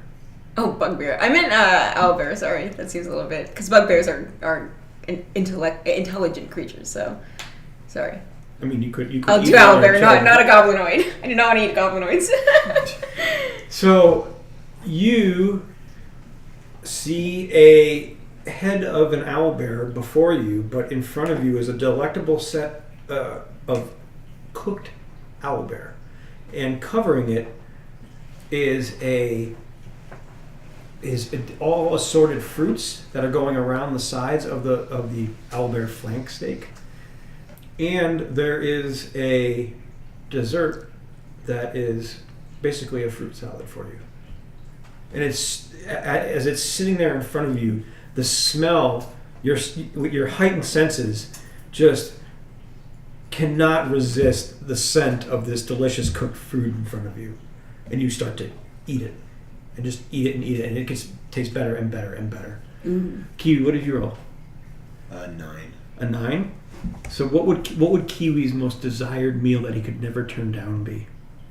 One of the things me and my brother used to eat was this sort of, it was like a preternatural gumbo. Okay. Like it has a lot of the same sort of thing because they used okra. Or Yeah. The equivalent of okra. Yeah. It was sort of a gumbo, yeah. So you see in front of you this beautiful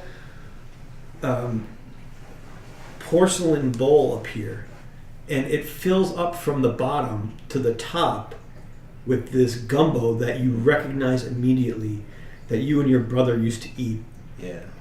And you know that this brings back such a fond memory of him being alive. And That's rough, man. All right. Yeah. I'm just saying that, like, my character is like, Yeah. damn. All right. That this gumbo just brings back these vivid memories of you being with your brother. He's the only one that could cook it, so. And Rose, you just see them looking at a blank table, and they're just sipping on these vials. Play with us, Peter.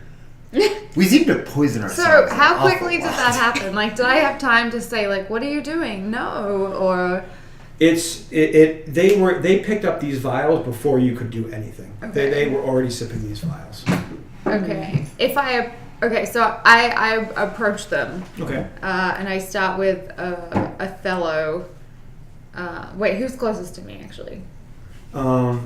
You were behind Copper, behind her chair. So there's Copper, and then Othello is directly to her left. Mm-hmm.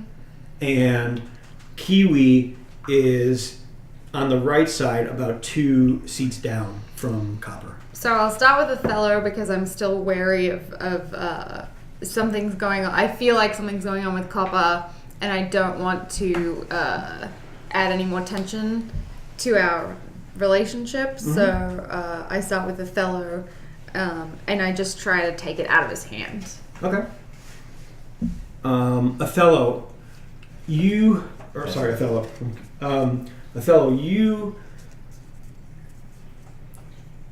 the broth that you're eating starts to dissipate a little.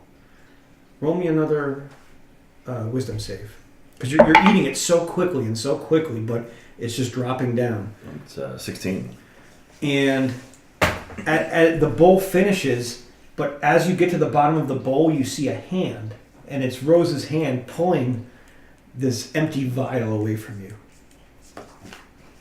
I'm shocked. I'm like, what the hell was that? How did your hand... Where am I right now? What just happened here? What? Do you know who I am? Rose? Madam? Do you know where you are? I have no idea where I am right now. That's the right answer. I need you to help me get these vials out of their hands. Do you feel okay? Sure. Yes. No. Okay. Yeah. Which vial? All of them. Okay. The both of them. I just take the one in front of Rose. I go, Yeah. This one? Here's one. This one's full. No, you wanted to... Oh, there were only 3 though, right? No, there were 4. There were right? 4. Oh, there were 4? You didn't drink yours. Oh, okay. Because you didn't get affected. All right. And I sniff it. No, put that down. Okay. I need you to take it out of Copper's hand, and I'll take it out of Kiwi's. Okay. So I go over to Kiwi, Okay. and I try to pull this vial out of his hand. So Kiwi, you are devouring this gumbo because it's the last thing you can, this last link to your brother. Yeah. You know, you don't want to lose this moment because it's the nostalgia is just overwhelming you. This love for your brother and this moment that you would have had together. But you're draining this bowl so quickly. You can roll me another wisdom save.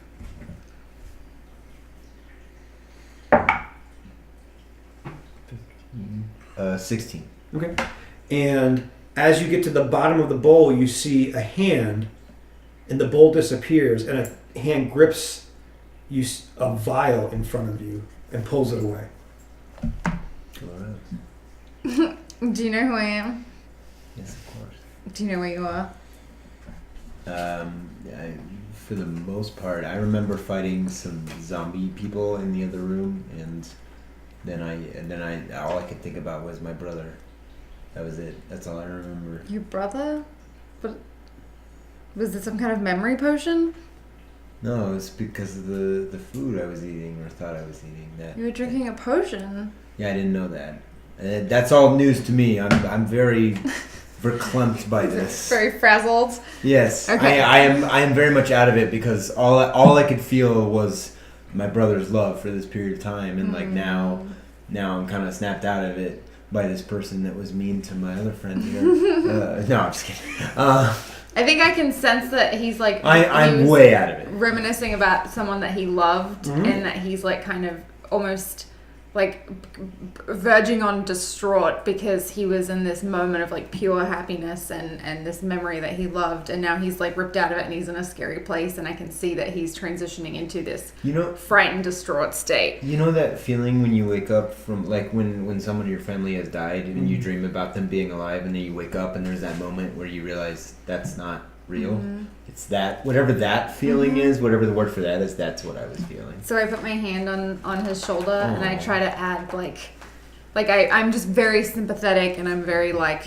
you know, I haven't known him for terribly long, but I don't like anyone being in distress. So I'm like trying to put calming energy into him while That's looking great. at Othello to make sure he's getting copper. Okay. Kiwi, because of this broth, you actually, for some reason, you feel healthier. You feel a lot better. It makes you feel happy. Yeah. Even after the visions have subsided. Like scotch. Yeah, it's like scotch. Like, this is amazing. But no hangover. But how many hit points do you have? Left, I have 18. What was your max? 22 was where I started. 22, you now have 75.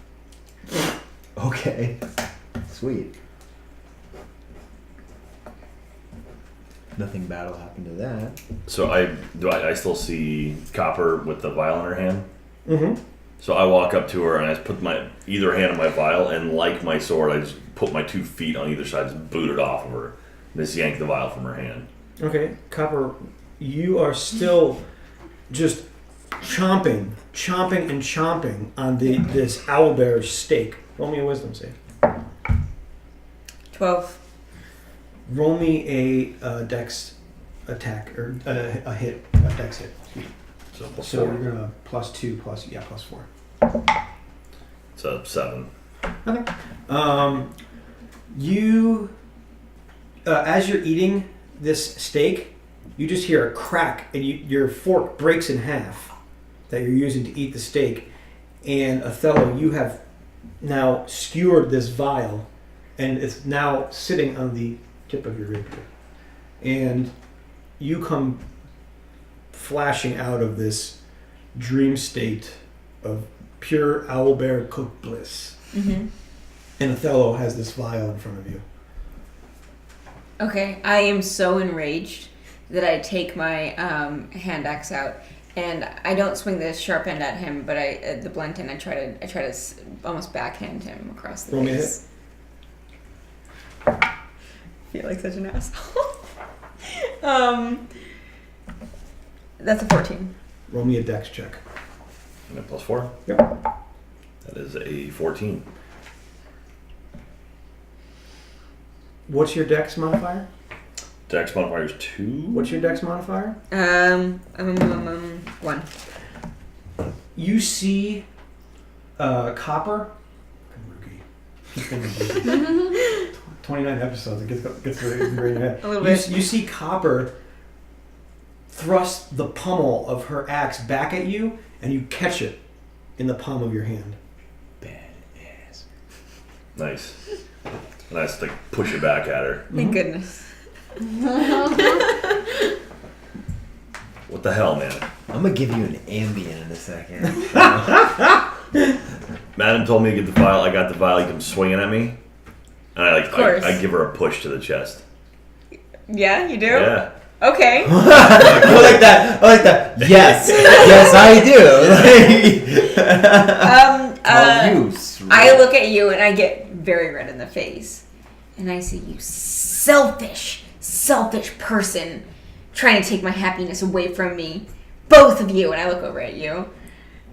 and I'm going to pull out my other hand axe. Okay. And swing it. So as you do that, you need to read this. Okay. Thank you. Oh, okay. As I go to swing, I stop mid-swing, and I say, "Oh, I see you found the way. I understand now." And Kiwi, Damn right. you see doors open up, both side of the doors. The door on the entrance you came in from, and there's a door on the other side of the room that now opens. So what did you say? What is on the other side of the door that just opened? Like You didn't hear it. What? I didn't hear it. I meant what can we see behind the door that just opened? That just opened on the other side of the room? Is there an outside, or are we still looking at more? You're still looking at another hallway that leads down. Of course we are. All right. I kind of gather everyone up, and I say, let's go, because we gotta find a way out of here. We're in this together, so whether we like it or not, furry friend. Not furry, the friend. So let's go. So I start walking into the other room and cross my fingers that they're following me. So all three of you see Kiwi just run out of this room because and you see him just vanish into the darkness of the other door. You follow him? Yeah, I pull my rapier and I start following behind him. Okay. Copper? Are you gonna follow as well? Yeah, I'll follow after Othello. Okay. Rose, what are you up to?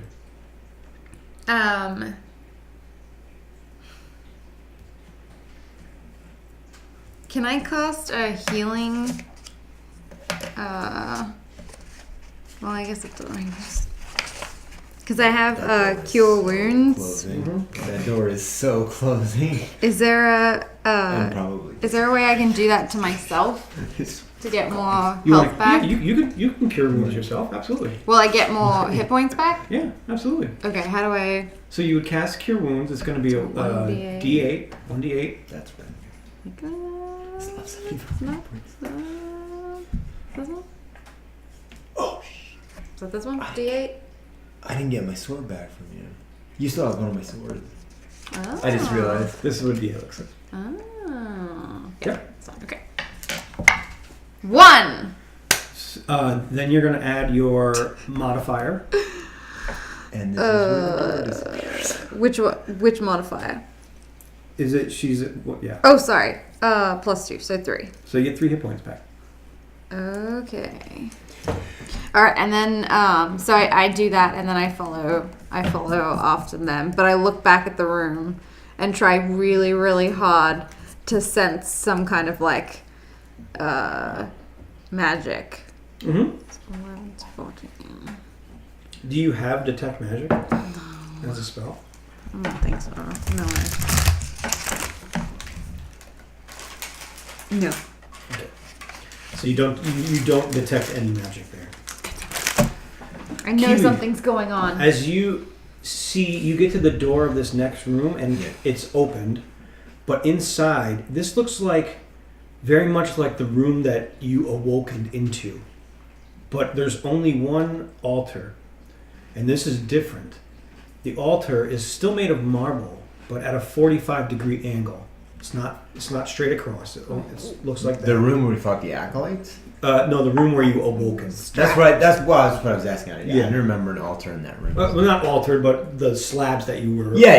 chained on. Okay. There's one here, but it looks more like an altar, and it's at a 45-degree angle, and you see manacled onto it an elf, a very pale elf, and above it, like the other chamber, you see hooks hanging down, but this time you see chains that have been driven through its body that go through its shoulders, and then you see the chains actually come back out its torso and up into the sky. And you can see that it's been cut on its face, that it's almost developing an infection on its skin, and its limbs are still shaking. And you can tell that it's almost slightly alive. Do I have any idea how human this? Because it sounds pretty inhuman. It looks like an elf to you. Oh. That is clearly being tortured at this moment. My first thought is to put him out of his misery. But you can do that. Pronoun usage, you said it, not he. So, which leads me to believe this is dangerous, is all. Sounds like everything's dangerous. Well, so far, hanging out with you guys is great. I just came to drink some whiskey. Hey, the whiskey gave you like 50 hit points. Yeah, that was cool. Out of game, that vial that you had was a potion of giant strength. Okay.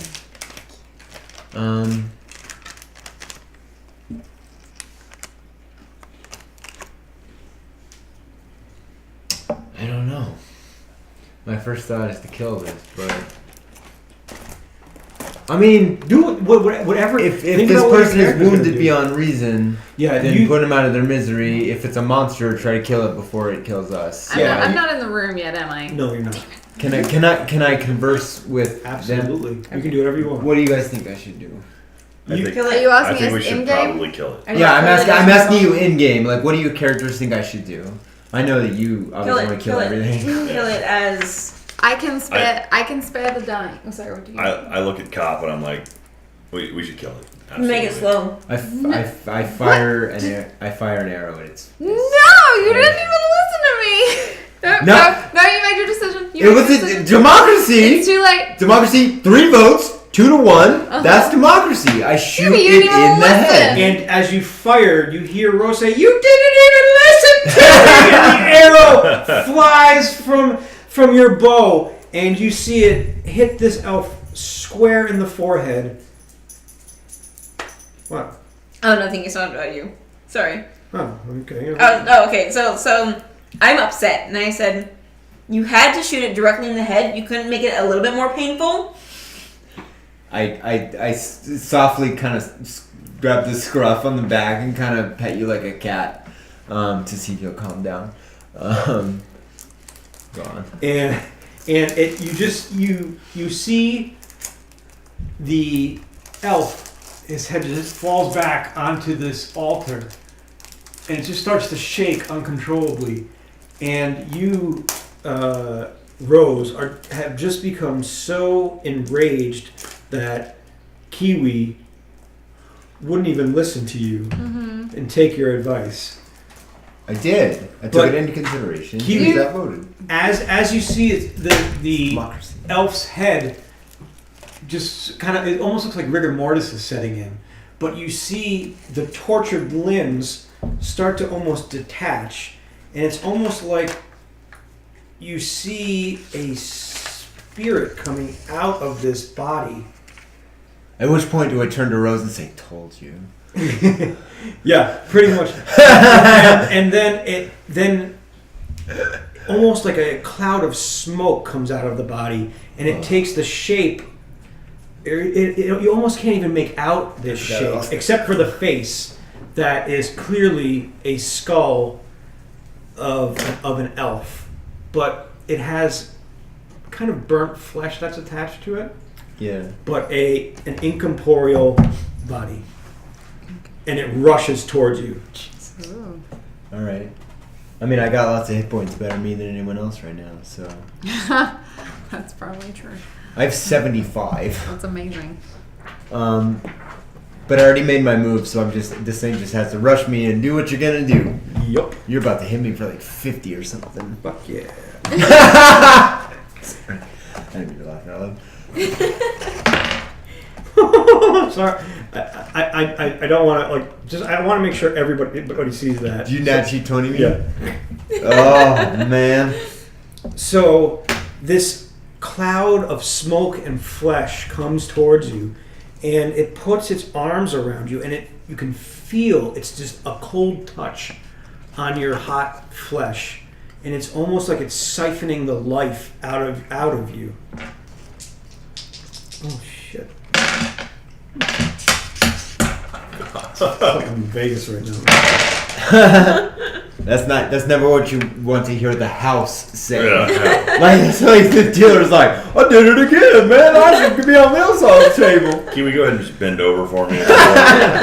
Grab your ankles, just real kind of loose. Give yourself a little room. You take 15 points of damage. Woof. Now roll me a Constitution save. Man, I'm so glad I have. Because you just pooped yourself. Constitution save is which thing? You're gonna roll a d20. 20 minus 1. Oh. I rolled a 1 minus 1. I rolled a 0. I rolled the. Good Oh lord. God! That's impressive. Wow. I am so glad I had so many hit points. All right. So your 75 points gets drained by down by 15 points. Yeah, So you're now down to It says 60. Yeah. 60. But even if somebody heals you, you can never go above 60 now. You can't get back to 75. That's okay. Wait, ever? Yep. Even if I take another potion, Yep. it's 60 is now your cap. You've taken necrotic damage. Oh. oh man. Okay, so I turn to the group and I say, "Okay, we're family now," because I just took a real hit. I just took a real hit for you guys. Motherfucking training wheels are off, bitches. I would never use such language to my family. We live our lives a quarter mile at a time. You live your life a football field. You're just like, ah, like you're running across 2 axes. You guys might want to roll me some initiative at this point. Oh, When he said we're did you say that as your character? Yeah, as a character. So I turn around and I say, I think we were a family the second that we woke up together on those altars. That's fair. You guys are trying to make a community out of something that doesn't exist. I threw a 19. Is that you? Is that That's what I I'm say. saying? Yeah. I just look at you and I'm just like trying to make like eye contact, almost like I'm trying to bear into your soul. I try not to look at you. I keep looking at the ground. You can find her soul. I just look down at the ground. Sorry, what were we doing? Roll Initiative? initiative. I was just closing. It's the first time Katie's used her fancy die. Yeah, that's cool. Oh, wow, Jack, way to go. Thanks. 2 plus 2 is 4. Oh yeah, initiative. Or we get initiative, right? Yep. Or proficient. Is it proficiency or initiative? Oh, initiative. Initiative. So I threw a 22. Cool. Oh, did you? Nice. Kiwi, what do you got? Or Copper. 18. Okay. Kiwi, what was your initiative roll? What's your Sorry. What am I doing? D20? Okay. Add the 2. 2 I plus do 2 10. is 4. A 10? Okay, cool. Eric, if you want any of this stuff, let me know. Yeah. I'll pass it to you. And Okay, so... Actually, no. yeah, no, The don't do it. necrotic damage takes all the snacks. You out. can't have a Tam Tam after that. But I want Tam Tam. Othello, what the fuck are you doing? Oh, what's going on? Okay, sorry. Othello, so you have seen this being attack Kiwi and just almost engulf him. What are you gonna do? I whip out my rapier. I'm going to take a swing at his head. Cool. Roll me to hit. It's 16 plus 4, so 20. You totally hit. Nice. And then it's 1d8. 6. And also add you need to add your dexterity modifier. Plus 2, so 8. You got it better. Do you need a battery? It's cool. Okay. Okay, Thank you. Copper, you have just seen Othello run past you and stab into this entity that is surrounding Kiwi. And you're a little pissed that he made it to that thing before you. Okay. So what I'm going to do is I'm going to get very angry about this. Sure, naturally. And as I rage towards this creature, Yep. I want to vault over Othello, like basically step on his head and jump at the person he's attacking. Absolutely. Roll me an acrobatics check for that. Okay. That's a 19. Okay, and roll me to hit. Okay, thanks. Less nicely then. It's a 3. Okay, And then can I do it again with my other? sure. No, come back. Jumanji rules, you can't pick it up. Out of the box. You're gonna turn into a monkey now. That is 17. A 17, cool. And roll me some damage. And it's an 8. An 8, okay. Much better with the left hand. So Second, you yeah. run, you jump on top of Othello, you run up his back. I mean, it's not hard because you're the same height. So you just put your 2 little feet up his back, you spring off of his shoulders, you land onto Kiwi's shoulders. Can I step off of his head though? Absolutely. Thank you. You step off of his head, hop onto Kiwi's shoulders, and strike down with your second axe. Because your first one just missed as you were jumping. Okay. But you slice down into the crown of this monstrosity's head. And you just see it take a good amount of damage as you do so. Okay. And it kind of wails out in pain as you do so. As you do this. Okay. I yell, "How you like them apples?" And then you see it strike you back. The nether that was surrounding Kiwi now starts to engulf you. And I need you to make me a Constitution save. Oh. Okay. Oh, nice. 20, but not nat. Okay, so you take 8 points of damage, Okay. but you don't take any necrotic damage. You said 8? 8. Okay. Cool. So did it die? No, it's still there. It's still now. Kiwi, you have Copper on your shoulders, attacking this Yeah. mysterious nether in front of you that just sucked the life out of you. Yeah. I felt that. What are you thinking? I think for everyone's safety, the best thing for me to do is to pull the sword I still have and to slice at its throat. Sure. So I do that. Okay, cool. So roll me to hit. Kiwi, I need you to make me an acrobatics check because or not Kiwi, Copper, because you're on Kiwi's shoulders still. So which? So what you're going to do is roll a d20. Yeah, got it. And then you're going to add your dexterity Dex, modifier. yeah, so that's and your 12. Plus 2, so 14. No, it's a 10 plus 2, so 12. But you get your proficiency bonus too. Oh, so 14, yes. Yep. I didn't realize it was plus 2. Okay. So, and what's your Copper? Roll me an acrobatics check. Thank God. That is. You're going to stand on my shoulders. You better 17. keep rolling like that. Okay. So, Kiwi, you move in such a fashion that you are able to balance Copper on your shoulders, We are awesome. but slice the neck Yeah. of this being, and you just see as you're slicing, the smoke kind of part, and your blade slice through the smoke. Yeah. And roll me some damage. What was your damage roll? I have not rolled it yet. Let's do it. 6 plus. Do I get any?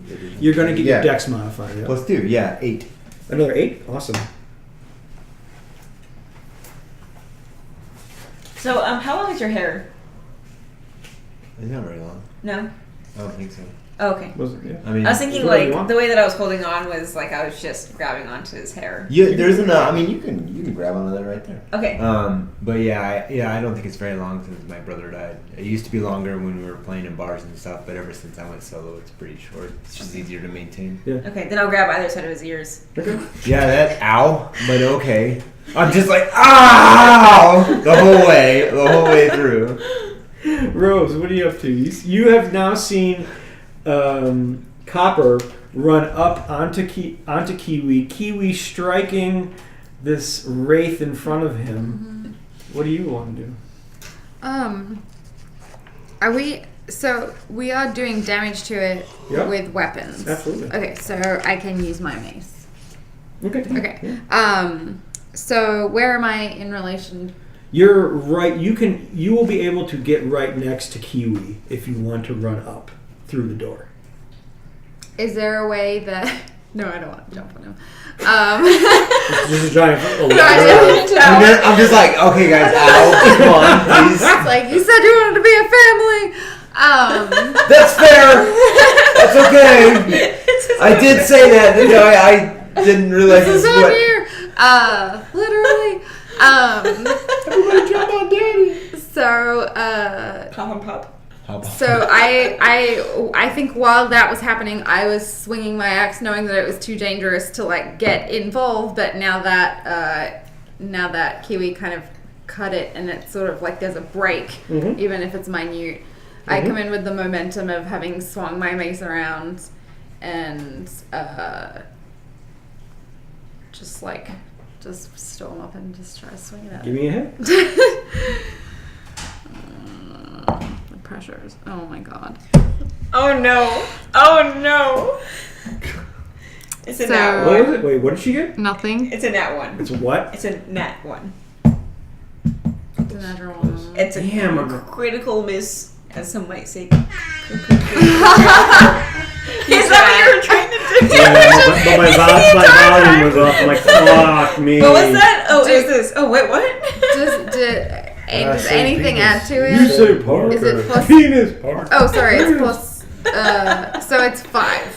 So you do 5 points. So you slam into it. Wait, you roll. Oh yeah, I no, rolled you one rolled a time. 1. Don't even worry. You run up you charge in and you swing with your mace, but you just can't get there. And you swing back across over Kiwi's head and knock Copper off of Kiwi. Okay. Othello, what are you up to? You now see, at this point in time, you see Copper flying off of Kiwi because Rose hit her with a mace on accident because she couldn't swing it. The mace is like as big as her. Yeah. So Copper is now flying at you at this point. Probably Does she land in front of me? Oh, I don't know. What do you want to happen? She's still mid-air. Can she land in front of me? Yeah. All right, so she's gonna land in front of me. I'm gonna kind of laugh to myself and then step on her to climb up on top of Kiwi to then take another strike at this thing. Okay, awesome. Roll me an acrobatics check. My +3 acrobatics. That's the best, yeah. I'm just like, this is unexpected.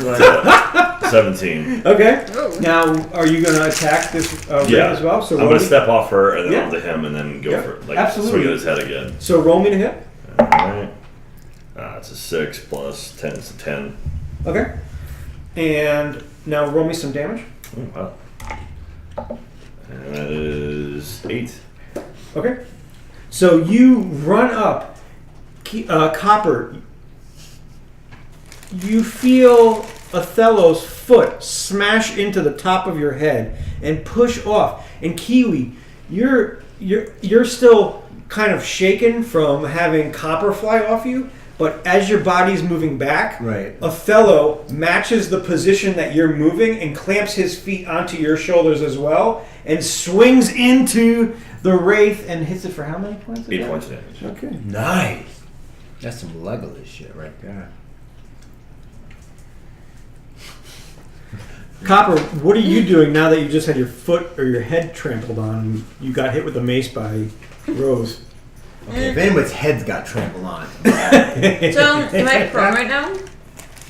Huh? Am I prone right now? You're on your butt. You're Okay. not laying down, but you're like sitting on your butt. I'm gonna say, I'm gonna let you guys deal with this shit, and I'm just gonna lay down and just stare straight up and put my hands behind my head. Okay. Othello, you see this demon Wraith's eyes just look directly at you, and you see its smoke kind of come and try to not hit you at all. It just engulfs you, but then dissipates around you. Sweet. Q, you still have this Wraith in front of you, but now you have Othello I'm on top about of to put you. Othello in my bow. Fastball special. Yeah. Yeah. Our medieval version of it. Yeah. And I still have 60 hit points, so I am kind of still Colossus. Yeah, you're badass. So what does the Wraith look like right now? Is its neck still separated, or did it? Yeah, well, the neck kind of, after you took your strike into it, the smoke kind of clamped back down and formed an incorporeal body again. Okay, I'm gonna swing again, but I'm gonna swing up from the crotch to the face because I want to do. Well, I want to maximize the damage to this thing. Absolutely. And that's the most value per volume there. So I'm gonna. You're getting all the incorporeal body parts. I'm pulling a Buffy to Caleb. So roll me to hit, which would be the D20 plus. yeah. Well, ooh, that's a terrible roll. So 3 is 7. Okay, so you take your sword or your rapier and you shove it. It's a short sword. Oh, it's a short sword? Okay. Yeah. So you shove it up and the smoke starts to just bend around it. Yeah. And Rose, you see the smoke bending around Kiwi's sword. What do you want to do? And you still see his sword going up through this wraith, but it doesn't look like it's doing any damage. So I'm gonna actually pull out the sword that I kept, that I got from Kiwi, because I never gave it back. I just kind of kept it on me.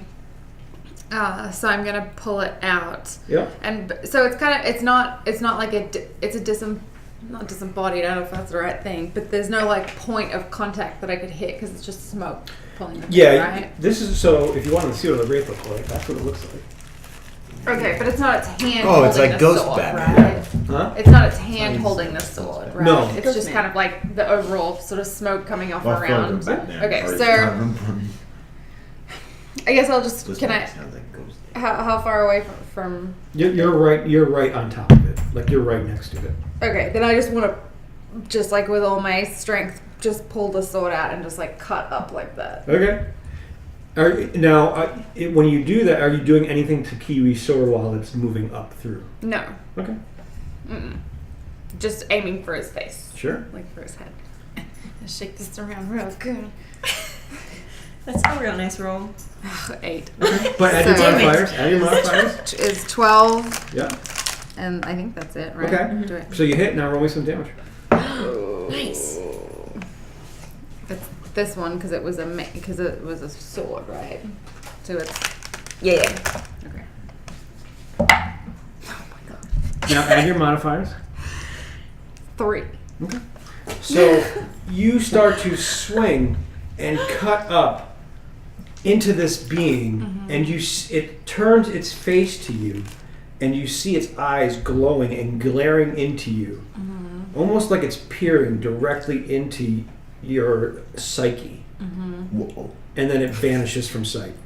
It just disappears. It apparates essentially. Okay, but it's not like a big explosion. Like I killed it. It just Oh, it had disappears. food powder on it. Yeah. You did kill it, but it just vanishes. Oh, so it's dead? You don't know. I mean, it's just not there. I mean, Okay, you it's just gone. said. Okay. Yeah, I shouldn't have said that. She killed it, but it's just not there anymore. Okay. Okay, well, I'm startled. And I showed a little bit, which is rare for me. And you need to read that. Oh. Yes. Oh, okay. I'm so excited. I immediately start looking around the room to see if there's anything of value. In this room, you don't see anything of value besides,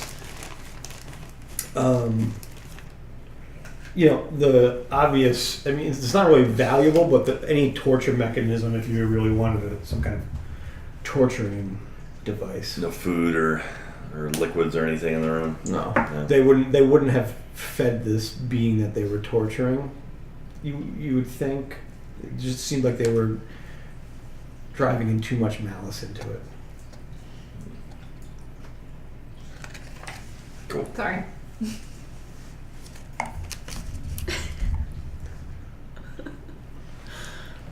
So at this point, after you see this wraith vanish, the altar slides to the left. Slide to the right. One hop this time. Well, that took away the moment immediately. Yeah. What ghost prison? We're fine. And you see a stairwell going down underneath where this altar was. There There you go. Is Kiwi, what are you doing? You being kind of ahead of everybody else in this fight. Sorry. You see that you now see a stairwell down. Is Othello still on my shoulder? Yes, he totally is. I help him down Yep. first. Sorry. And again, because I have the most hit points, I explained to the group that I should, for lack of a better word, tank for us. And I draw an arrow in my bow and I head down the stairs. So you tell everyone sees Kiwi kind of knock his arrow and tells you that he's going to take point on this and starts to slowly walk down the stairwell. Are you guys following him? I get impatient, brush past him, and keep walking. Kiwi, roll me a dex check. Okay, let me grab a Haribo gummy strawberry. Adequate sustenance from our journey's food supply.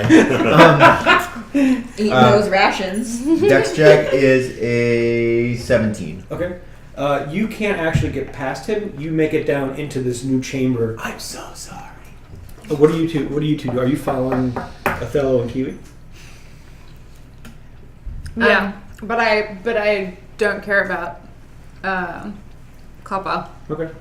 I just just brush past and just follow. Okay. So you walk down. Kiwi, as you enter this room, this is another octagonal chamber.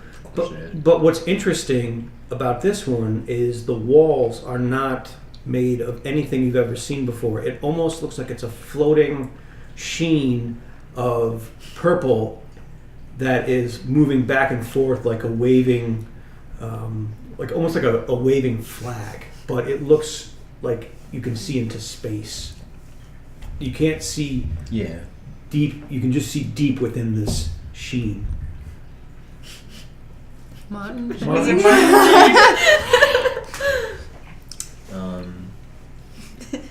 feel like I need to know more about this room. Okay. So I guess I'll roll perception. Sure.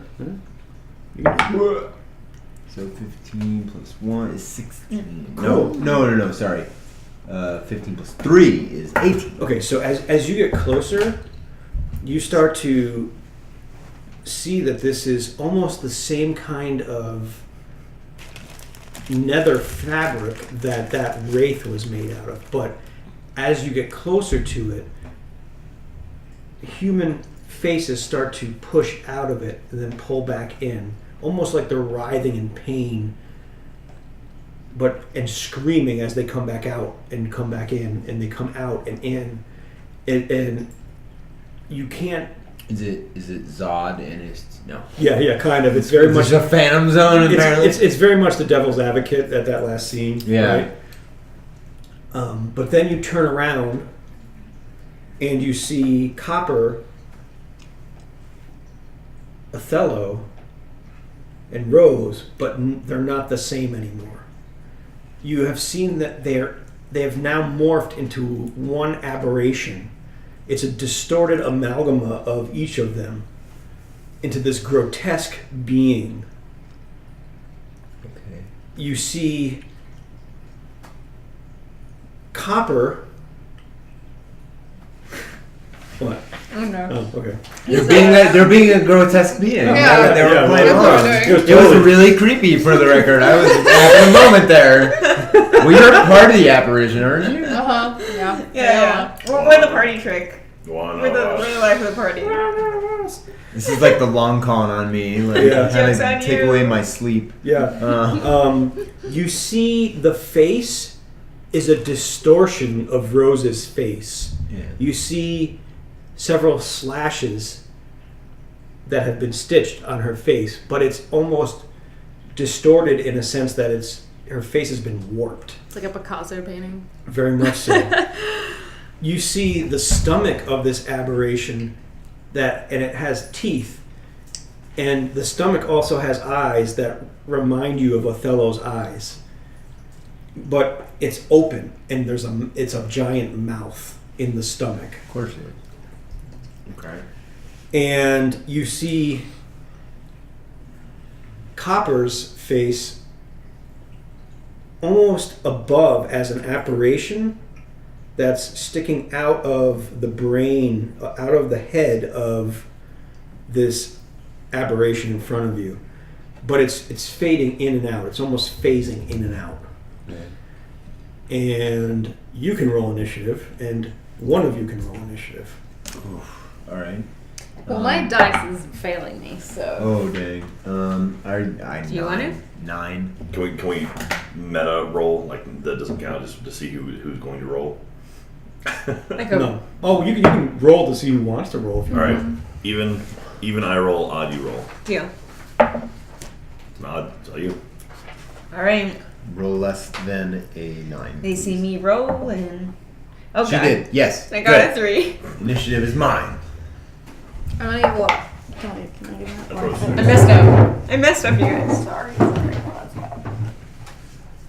What are you doing? Get you water. Oh, I'm fine. We're doing water right now. Now, Copper, this is your ability. You can send out acolytes. And I'll tell you when and how many you can send, Oh, and you are able to control them. Now, if you can convince the other two to get close to Kiwi, you can try and swallow him. Wait, so I can send this out? Yes, and you could get to control it to attack Kiwi. You're gonna get ruined. You can try and swallow Kiwi and save you, cause friends. damage. Swallow. Nice. I so ready for this. reassure all three of you. My body is ready. Before anything, are your body. I reassure the apparition that I'm going to save all three of them. We're Voltron. We're going to decimate you. I know all you feel is hate and pain right now, but I will save you. I'm making sure you know. I feel very hungry right now. I'm sure you do. You look scrumptious. Okay. Well, I am a moon elf, so I mean I can't. What's I'm this? on the menu tonight, boys. A ranger? Of Caught up course. as God. Of course. Had to happen. Okay. All right, so I We have. gotta wait for Katie. Oh yeah. Okay. Oh, Yeah, no. Voltron can't operate without one of its parts. Okay, I'm ready. So, Katie, you are the mouth of this aberration, Like I can speak. above the stomach mouth, and your ability is to fire a breath weapon at Kiwi. Okay. You can spit this nether smoke at Kiwi. Now, who rolled the initiative? What'd you roll? She rolled less than me. Oh, it was I had a 9. It was a 3. It was a 3? Yeah. So, Kiwi, you see this grotesque being in front of you, but you know it's your traveling companions that have been warped by the circumstances that you have been going through, and they are about to attack you. What do you want to do? Is there anything else in the room besides the walls and this apparition? Nope. All right. Well, I'm not gonna kill it in one, and they're not all gonna die. So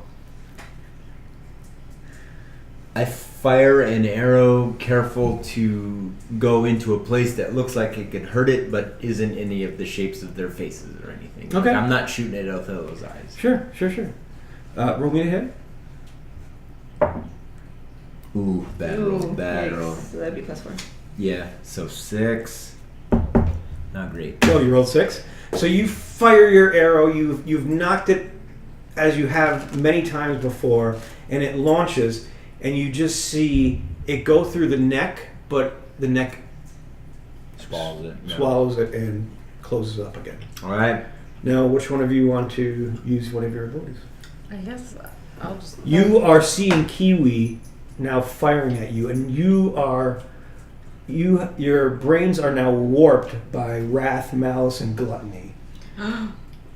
Okay, so And all you want to do is I want to destroy and eat whatever is in front of you. I want to eat him. I want to just tear his limbs off of him. One by one. I'll eat whatever's left. How we made you more violent is amazing. Right. Like, that's what you would have said anyway. So I'll do the fire one. Okay. Okay. So I just attack. Sure. All right. You're gonna Kiwi. Roll me a dexterity save. That's 20. Yep. You're gonna add this. 22. 22. Okay, so you're gonna roll a d6. No, die. Right there. Yep. 2. Add 2 to it. 4. You take 2 points of damage. That was weird. 2. Add 2 to it. 4. You take 2 damage. So you see this nether come out of this aberration's mouth, and you can see Rose screaming as it comes at, as it fires at you, and as it's coming towards your face, you realize it looks like everything that the wall that you're surrounded by, and it Does it stings. seem like something I can grab onto? You could try if you want. Well, so the reason when you avoided what you did by rolling that dex save allows you to kind of dodge it a little. Yeah. So you would have almost kind of grabbed on and just kind of Well, thrown before it wasn't really corporeal. Yeah. And I'm wondering if there's corporeal elements specifically them that I can maybe pull out. But No, Dragon not like this point. gloves. And you okay, use- that's Yeah. Um, Now, Kiwi, what do you want to do now? I'm gonna shoot an arrow at it. Okay. I don't know what else. What else can I We're do? in it now? Is that what we're in it? I've been dodging the important bits here. I'm trying to save you, Rose. So you have You jump, I jump. Somewhere Right? deep in there, I appreciate that. the way to think about this is your free. You can do anything you want to do. Anything you can think of. Okay, in yeah. this Let me room. think about this for a second. You know, you could run up, try and jump on it, and slash into one of its parts with your sword. You can still fire into it. You can try and. Do you think there's any part of this where I could reason with wherever their consciousness is? If you roll me an insight check. Okay. I don't know which one. Oh. 8. An 8. Yeah. You can sense that their spirit is still in there, but it's been warped so badly right now that you haven't been able to figure out if there's anything you can do just yet. Okay. But you can still attack. Or do some other action or whatever you can think of. Yeah. For me, that's a cool part of D&D for me is you have Yeah, this yeah. world to manipulate. I'm trying to.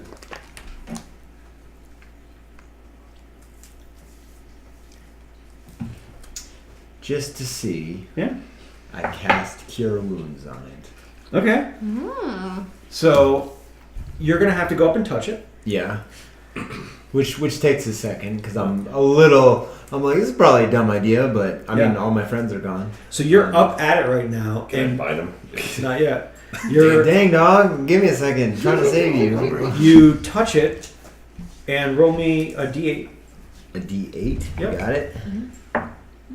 A 5 and add your modifier, of what? which is going to be for a bard. It's charisma. He's a ranger. Oh, you're a I'm a ranger. ranger. Oh, I'm sorry. I thought you were a bard. No, he's a bird. Yeah, yeah. Or was Your a brother bard. was the Now bard. you're a ghost bat. So a ranger, it's going to be wisdom for the spell casting, I believe. So 6. Okay. So when you touch it and try to cure the wounds, you hear all three of them scream out in pain. And instead of curing, it actually does damage to it. Okay. How much? 6 points. Wow. All right. All right. Hit me. Do your darndest. So now Kiwi is right up against you. And you all have felt him burn you.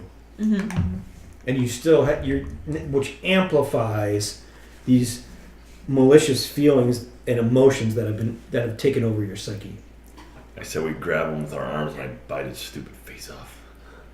I mean, Yes. I already did, so it's one of you now, right? I mean, we can do whatever we want. Oh. we should do that, but we should also throw an acolyte at him too, Yes. just for fun. Wait, can you do both? No, they've only got one per turn. Okay, I Right. say Yeah, I what's- say eat him first. What's up, lying and then, ghost and then monster? Deal. Cheers! Yeah, You- this you- is about rules. We compromise. Ghost killer phantom. We compromise with the worst deal. Yeah. So we're gonna bite him. Okay. I'm gonna bite him. So roll me a strength check. Strength. Yep, but this is not the same. It's going to be a +3. Okay. That is 18. Plus proficiency, right? No, you'll Just +3? Just +3 on your All right, so modifier. 18. Nice. Kiwi, you see the jaws of the stomach open up and try to engulf you. Roll me a Yeah. strength check to try and avoid that. We're gonna do a bite. 1, We're gonna do a bite. 9. 9. And they slam down on you, and you feel this tongue start to Yeah. wrap around your neck and pull you into the stomach of this Don't all being. do it at the same time. just one at a time, guys. Like, And now you are encapsulated inside of this aberration, and it's chomping down on you, and you can feel the teeth of it grinding against your skin. Oh, we did a bite. Yeah. Yeah. Roll me a d6, or excuse me, a d8, 3. That was like lame roll. and you add your strength modifier, which was Plus 3. so 6. So it crashes down on you, and it's ripping at you, and you take another 6 points of damage. ooh, that's a good one. All right.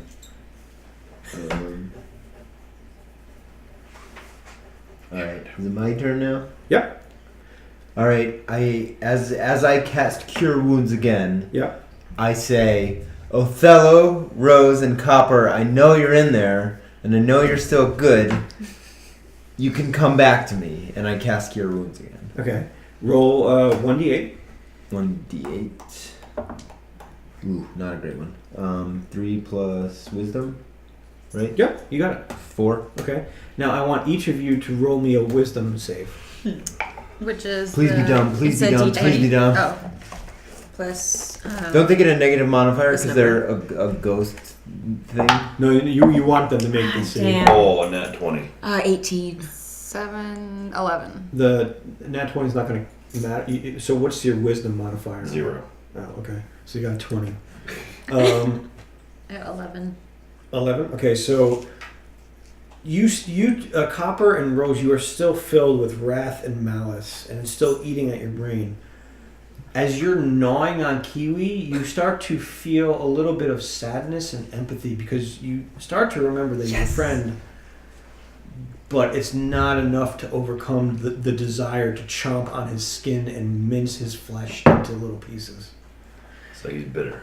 And you now you've done another. What was it was 4 or 6? It was a 4. And I had to roll an 8, right? yeah, you roll a d8 and then you add your wisdom modifier. Which was 1, so Okay. it was a 4. Cool. It was not a great roll. And now, from inside, you feel this striking pain again as Kiwi tries to cure you, but to no avail. So he didn't damage us at all? He did. By 4? What? By 4? Yes. Oh, okay. That's what that was. I'm keeping track of your health right now. So. Okay. What do you guys want to do at this point? So he's inside of us. Still inside. So Kiwi, you can it's try and get touch or out too on something. your turn. Yeah. You can make a strength check to try and rip yourself out if you want to get out from inside of the aberration. We should start belly dancing so I think I can get him. that it makes him super nauseous in there. Yeah, can we create an acolyte while we're dancing? Like, Yeah. Like we swallowed him, like, yeah, we did it. Yeah. We're going to try to dance so it makes him nauseous, so that our movement makes him nauseous, but while we do that, we're going to create an acolyte. Okay. Yeah. So you pop out, so you make an acolyte that springs forth and comes out of the nether. You see a face peel out, and instead of pushing back into this nether wall, it peels through it. And it's the same type of face that has been cut and scarred and rotted, and then the body follows, but its skin is rotting as well, and now walking towards you. And Copper, you can actually control its movement. Okay. And as you start to wiggle around and kind of dance, and Kiwi, you're literally bouncing up and down and inside and around. This is not optimal. This situation. stomach. Roll me a Constitution save. All right. Oh, yikes. Yeah, I keep missing it. Wow, a 1. Not though. A 1? No, Not not Not now. Oh, yeah, because you got the negative con. Okay. So, so you start to get a little woozy inside, Yeah, and you throw up, of course. but it actually, Inside the monster, so joke's on you. yeah, I just threw up inside inside you. So you, Othello, you kind of get this funky taste in your mouth. So you're gonna have disadvantage on your rolls the next time you try to chew. I on giggle it. at you.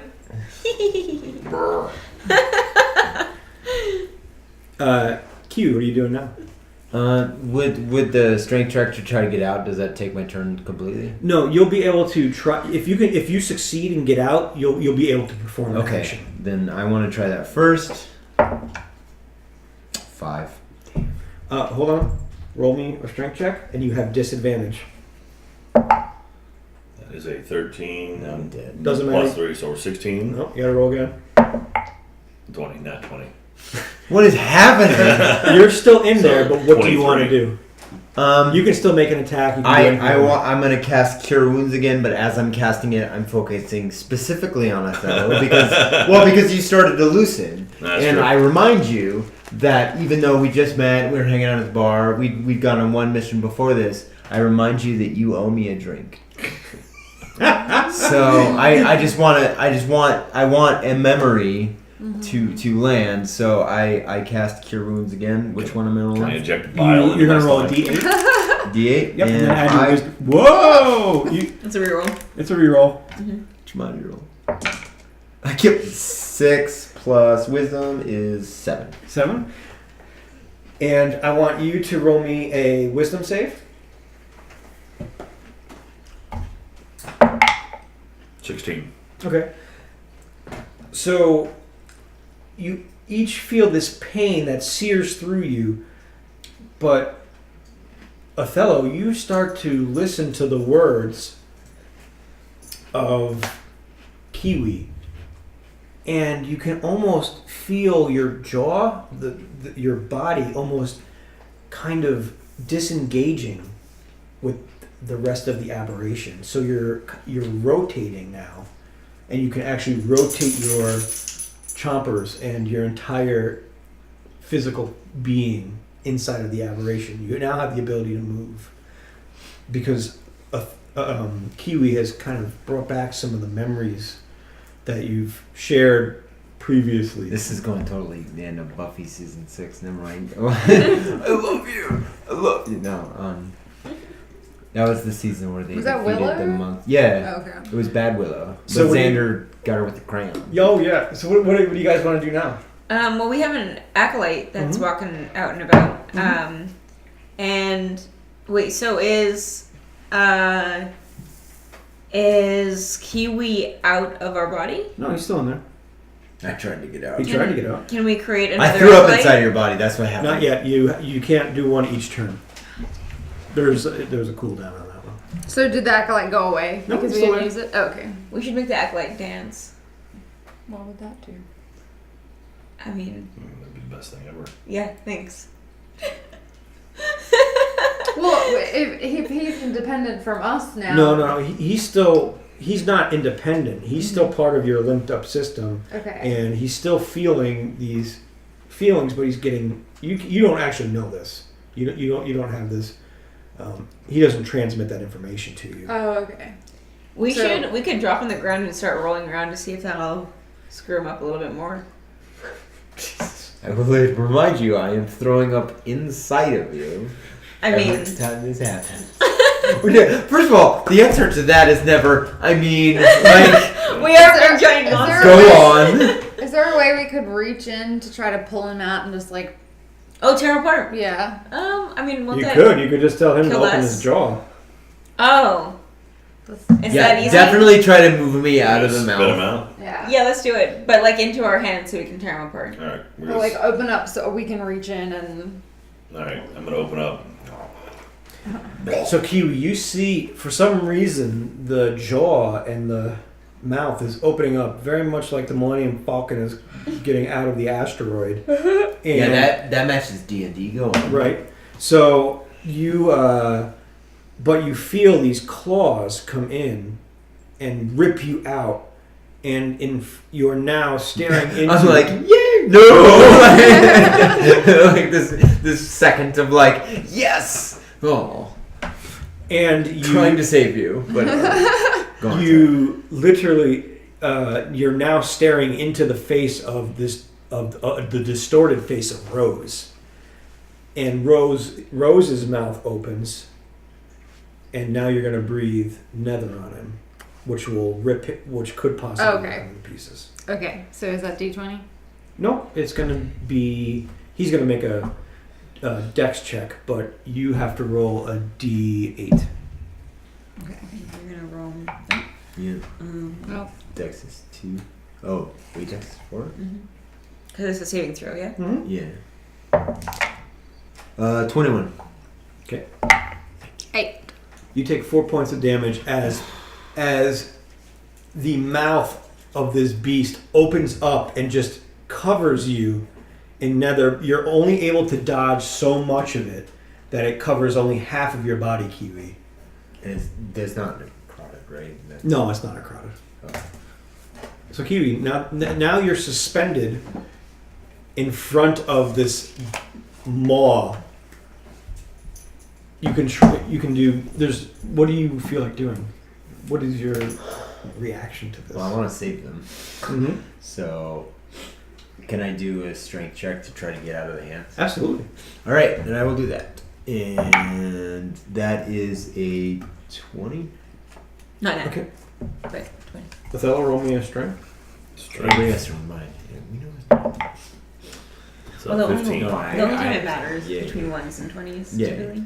So Kiwi, you managed to beat off one arm and then beat off the other arm and drop down to the ground. You land on one knee and you now have the ability to, but there's an acolyte behind you now as well. What do you want to do? Is there anything hanging from the ceiling? There are more chains that are hanging from, and much like the other torture rooms, you have chains that have hooks attached to them that are hanging down. Very not But symmetrical. I can grab around those. Absolutely. You'll be if you want to jump up there, you can absolutely. Then I jump. Like Okay. Shia LaBeouf and Crystal Skull. Running for your life. Shia surprise. That was so good. Yeah, I jump. Okay, so you jump up and grab onto these chains. Is there anything else you want to do? I'll give you an attack if you want. Can I reach the monster? Absolutely. Then I cast Cure Wounds with my free hand. Okay. How many casts of that do you have today? I think it's a cantrip. Oh, right? I don't know. It just says casting time is one action. Is it a cantrip? Mine is, I think. I mean, I can do something else, but No, it go didn't for work like there was a limit. Well, No, we're just curious. you're gonna get this one. I'll give, but we'll That's all I know that works so I know, far. it's- So it's I'm gonna first level abuse for whatever I me. can. So you roll the d8. Okay. 2, 3. 3 and add your wisdom. I did. Oh, that's If it right. was a Okay. 2, then it was Cool. Now are you going to try and say anything to any Yeah, of this? I'm still talking to Othello because I think I'm also pretty close to him. I'm like, seriously, we need to find a way out. I know that you want to save your friends as much as I do, so like follow my voice. You can get out of here. And the chains up here are pretty cool. So. So roll me a wisdom save. Not 20. How many do you have in there? So I like these dice. yeah.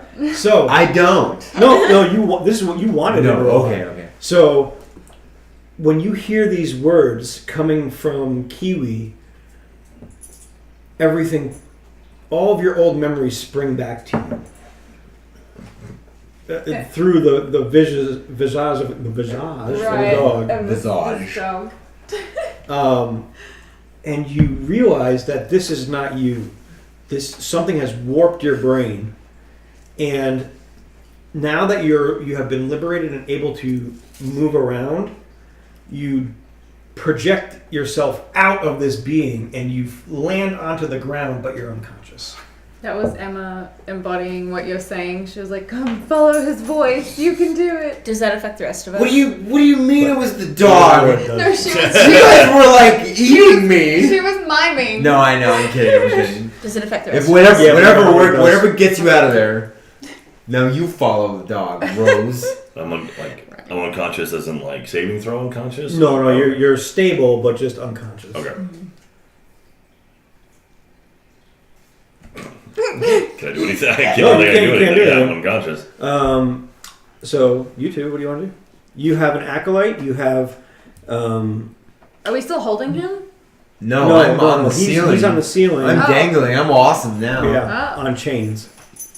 Oh. Let's go to grab at him and throw him down the ground so the acolyte can grab him. Okay. Can I do that? Mm-hmm. I'm gonna kill your acolyte this fast. Just so you know. How could you do Okay, so Yeah. you're going to grab him. that? Yeah. Go give me a strength check. Strength. And that's also- strength. Kiwi, make a strength roll too. Oh, okay. Oh, wow. Oh, hi. I got a 4. 8. You try to reach up for Kiwi, and he very much pulls up on the chains and lifts his feet up as your arms try to grab him. Okay. But Kiwi, as you're doing this, you're looking down, and you see the acolyte slice Othello's throat. Now you can make me a death saving throw. Jesus Christ. What? What is that? It's Is it 20? Just like 1d20. Just a d20, you got to get above a 10. All right. Guys, meat grinder episode. 11. Oh my god. Holy Throw an 11. moly! Okay, you've made one successful save. TPK. Let's do it. No, I got this. I got this. Q, you're up. I let go of the chains as I'm falling. I pull out my sword and I'm ramming that shit right through the acolyte. Let's go. So Let's run. So you're literally jumping down and Yeah, crashing and I'm into him? using all that force. Okay, so you're gonna get advantage on this roll. So Okay. roll 2 d20s, take the higher number, and add your dex modifier. I'm using to the big ones. Okay, I rolled a 12. Take my 14. it. Okay, that hits. Okay. Now roll me some damage. That's the sword, so that's a 6. And I got a 6. Do I add strength to that? Mm-hmm. No, Seven. you'll add your dex to it. Oh, even better. 8. 8. Okay, you slide down, and the force that you exhibit and project onto this acolyte, you take your sword and crash it through his skull, and it goes so far down you can see the blade going down through its throat, and then to its heart and through the sternum, and just crashes to the ground. I just want to say, called it. And you drop down. It drops to the ground, and you drop down with it onto a single knee with your sword still inside of it. Single knee and everything. That's Superhero. Yeah, it's just Iron Man all the way down. Yeah. All right. He's gonna do a superhero thing. What do you guys want to do? Yeah, superhero land. What should we do? I mean, we're in rage. You just killed our acolyte, so. I was about to say, what you should do. Yeah, I think we just want to try to grab him and rip him to shreds. Yeah. So we're reaching out for him, trying to pick him up. Yeah. Okay. Roll me a strength check. Yeah. Both of Do you. you want to Oh yeah. I got 20. Nat? Yeah. 7. Seriously, they're killing me in this. I'm trying. I have been fighting nonstop since this started. I just wanted to get a drink with my buddy Othello, my new buddy. He's unconscious. He almost just died. I'm still Like, in the process of dying. I just superheroed off the ceiling. Like, True. You now have taken. You look down and you see your acolyte being destroyed by Kiwi, and you grab him, and you now have him lifted by the legs, suspended, looking with his head down, looking directly at you. What do you want to do? You can still breathe on him if you want. Yeah, we can do that. Mhm. We'll breathe on him. Okay. Mm-hmm. Roll a d8, and Kiwi roll a dex saving throw. It was a 1. A 1. Laugh at me. 6. Not great. No, you get you take 1 point of damage as this nether kind of Yeah. swivels around you. And Othello, make me a death saving roll. There we go. 10. Okay, you got another That's a success. success. All right. Nice. Do they need to be in a row? No, Okay. it's either 3. You have to get 3 successes or 3 failures. whichever one comes Whatever first. one comes first. So I've got 4 more. I need to get 1 more He save. in the can't be next 3 cured or rolls. anything. Like, Or someone can come stabilize him. Exactly. well, You could- I'm trying to do like 90 things at once Yeah. here. Like, you Yeah. guys are really putting me through the Probably ringer. You're really so- dropping the ball over there. How could you I'm let this juggling happen to us? The moon. Like, He says it's a moon elf. are you kidding? So what? I'm gonna leave you in there. Kiwi, you're Angry being little suspended right now. Hamster? What are you yeah. You're being suspended. What do you want to? What is your next move? Because I'm still like in this. Yeah, you're still being like crunched in between these two. Is there anything I can do to save him and wake him up? You would you would have to get out of this grip, and you could go cure wounds him, or you could try just to Am I stabilize him. in a grip right now? Yeah, they have. They Oh have yeah, in yeah, a vice. 'cause Okay. They just So I'll do a strength check to get out of the grip. And I rolled 13. 13. Roll. Who wants to roll the strength check? I was like, here comes 20. 19. Oh. You can't get out of the grip, but you could still try and damage them with cure wounds. Bop it. Twist it. I'm thinking. I think that totally escaped. Okay. what I wanted to. Did it? Okay. Dang. We need to fix that. I cast Cure Wounds on the arms, but as I'm casting it, I say, Rose, I know you remember me, and I know you're still in there. I need you right now, because if you don't come out here, your friend's going to die. I need you more than I've ever needed any other person ever. Please come back to me. And then I cast Cure Wounds. That's heavy. Cool. That's great. So roll D8 Okay. and add your modifier. That's 10. Where's the 8? Right here. Oh. Alright. Which modifier? Wisdom. 5. Okay. Good enough. And now, Katie, that was such an inspiring speech. You're going to get to roll with advantage. Okay, and it's D20? Yep. Okay. And do I just do 2 D20s? Yep. And take the higher number. And you're going to add your wisdom modifier. Okay. Yeah, I'm just like, which 20 do you want? Yeah. Do you want a red natural 20 or a purple 20. natural 20? 20. Okay, so Kiwi's words affect you and they start to reach you. You're starting to remember what you've gone through with him, and the words really start to permeate your psyche. But as that happens, you get struck with pain from his spell, but you are still, you're not freed from this horror, but you're getting But there. I'm at least like gaining kind of the consciousness that I had as an individual. Right, but you're still filled with wrath. Okay. And it's your turn. Our turn. So, okay. And you still have him in your grips, remember? Okay. Can we slam him against a wall? Let's do it. I guess the Sure. walls aren't solid though, right? No. Could we do it against the ceiling? Are they You they could. low enough? Okay. Well, we can go up and then down.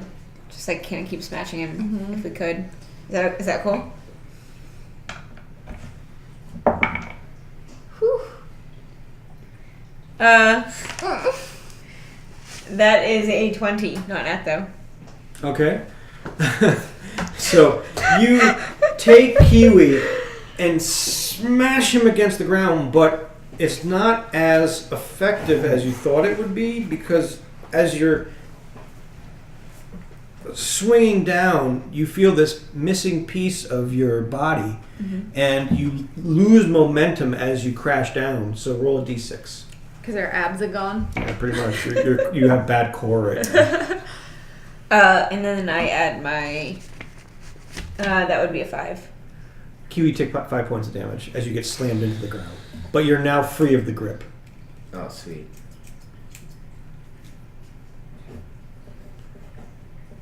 Kiwi, you're on the and make me a saving throw there. Case. 11. Hey, you're stable. I'm alive. So Kiwi, you see that Othello is now not in shock anymore, and he seems to be stabilized and not in immediate danger of death. Hey, a break. What do you want to do? You still Sigh for one moment. I can't imagine I do anything but cast Cure Wounds again. on these two? Yeah. Okay, cool. So cast it, and I cast it, and again I just say Rose, Rose, Rose, follow me, Rose, Rose, Rose. I just keep saying her name, hoping that clicks on in there. okay. And now roll me your 8. Yep. I'm getting really mad that he's not saying my name. I'm going in order of which ones I can pull out and which ones weaken. It's a 2 plus wisdom is 3. It's not Okay. great. Now roll me a d20. Roll your 20. Don't say that. It's a 1! You jinxed it! You take this damage and from his cure wounds, and as this is happening, it is so splitting into your mind that you die. And so does Copper. And Kiwi, you see this aberration fall to the ground in front of you and dissipate. And as it dissipates on the ground, you see the bodies Hit the floor. of... Yeah, thanks. Sorry. Once again, just ruin the fucking moment. No big deal. You see the bodies of Copper and Rose just kind of slowly come out of the aberration as it disappears, and they now are laying on the ground before you. But as this happens, you start to see the ceiling crumble. Yeah. The nether that had surrounded you dissipates, and the marble falls down, and the ceiling is falling down above you, but it's missing you, and it's missing Othello, and it's crumbling to the point where you can now see sky above you. Okay. And you can see into a rush of air comes down, a calming air hits your body, and you can breathe again in a fashion that you feel the light hit your body and the warmth of the sun hit you. Okay. But you see both of Rose and Copper before you not breathing and not in this world anymore, but you do see Othello still kind of Wow. Okay. panting. I tried. Shit. I pull out my loot. I say, "This is the story, y'all." We didn't get any resolution. It's okay. At least I knew you. And that's our session. Oh, I was just asking Alyssa if we actually died. I was like, did we actually die just Yeah, now? Yeah. I live. What? Oh, but my girls. I'm so sorry. Who will look after them? I just... Man, So- I felt terrible. So Alyssa. I fought so hard to save you guys. This You sucked. saved, you saved Othello. Yeah, me. Yay! Yeah. The one time I needed that 20. Do I get my 2,000 gold now? Yeah. Probably not. So Probably. what's the? Yeah, again, literally poisoned us and kidnapped us. Like it was never happening, It was bro. immediate. Like So what's the story about I'm Caleb? sorry. Like, who is he? I He was tried. just sent There here. we go. I mean, you sucked the whole time. You're just angry and I know. I'm I kidding. know. He was just sent here to get you to this this temple. And what was it? You three were originally part of a god. You were this aberration that was split apart, Oh. and this temple was here to put you back together. Oh. And that was Caleb's job to get you there.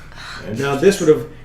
What happened was I made this story a little more linear than normal, and because we only had a truncated amount of time. Yeah. So in normal D&D, you would have had a lot more time to explore and go around this temple.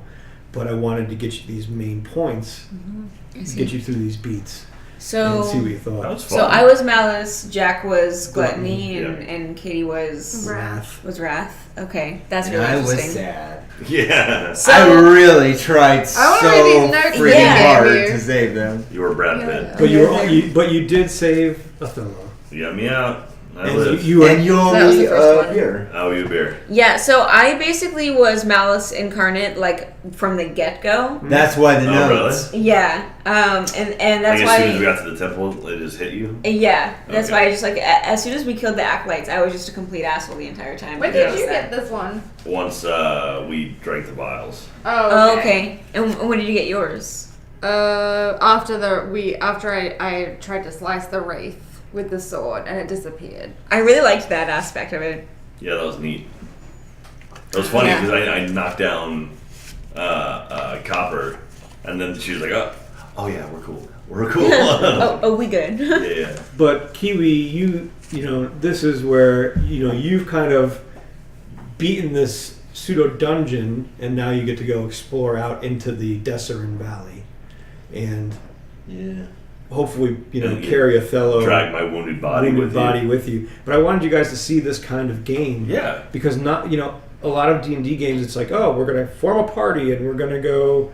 That's what I kept trying to do, but like secretly working against me the entire time.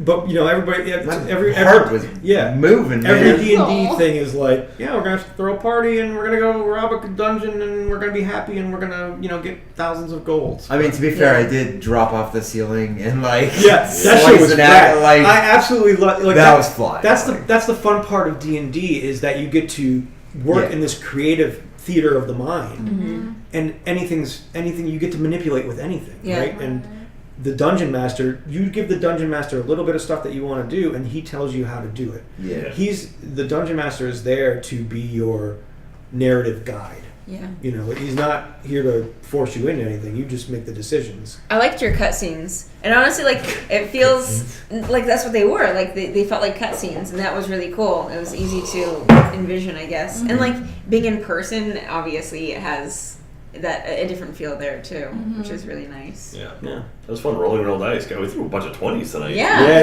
you're crushing. Yes, and a few ones. You did. Yeah, that was great. Yeah, when I switched out, it all worked out a lot. Yeah, right. First, screw this set. So pretty too. Yeah. But thank you guys for playing through that. Thank you. Thank you for having us. Man. Yeah, I wish like this could have gone on for like more, just like a lot longer, right? Yeah, and we started pretty late. We started late, and we had to. That's why I was like, it would never have been so linear as like next room. There would have been a lot more you could explore, but I knew, we're coming off the con and we had some time to we didn't have, we had stuff we were doing during the day, so it was just time to really tell the story and kind of put you right into it. Yeah. I definitely felt like the tired silliness starting to come on. Yeah. I've never died before. Yeah. Well, it's something cool to experience too, Yeah. right? I mean, everybody's scared to lose The second you were like, they're dead, I was like, come on. Yeah, that was crazy. I still like my character, so. Yeah, because I Wait, saved so is she you. gone? Sure. Can I never use this character ever again? It depends. There's a prequel. Oh, but I really liked her. No. She was amazing. Your bodies are still there. If Othello or Kiwi ever decide to pull your bodies out, there might be a way to resurrect you. But Yes. would I be the same if I'm resurrected? We'll see how much they want to spend. on you. Depends on how we resurrect you. Yeah, yeah, yeah. Is one of the This Exactly. was really cool. Like, I'm tempted to make this that whenever we're together, we Yeah. can just use these characters. Yeah. I like that I idea. really loved her. But everybody pay attention to Kiwi Bee Stinger, who will probably be Yeah. appearing in our C-Team episodes in the Nice. next couple of weeks. Yeah. Will he be carrying that weight with him? Sweet, yeah.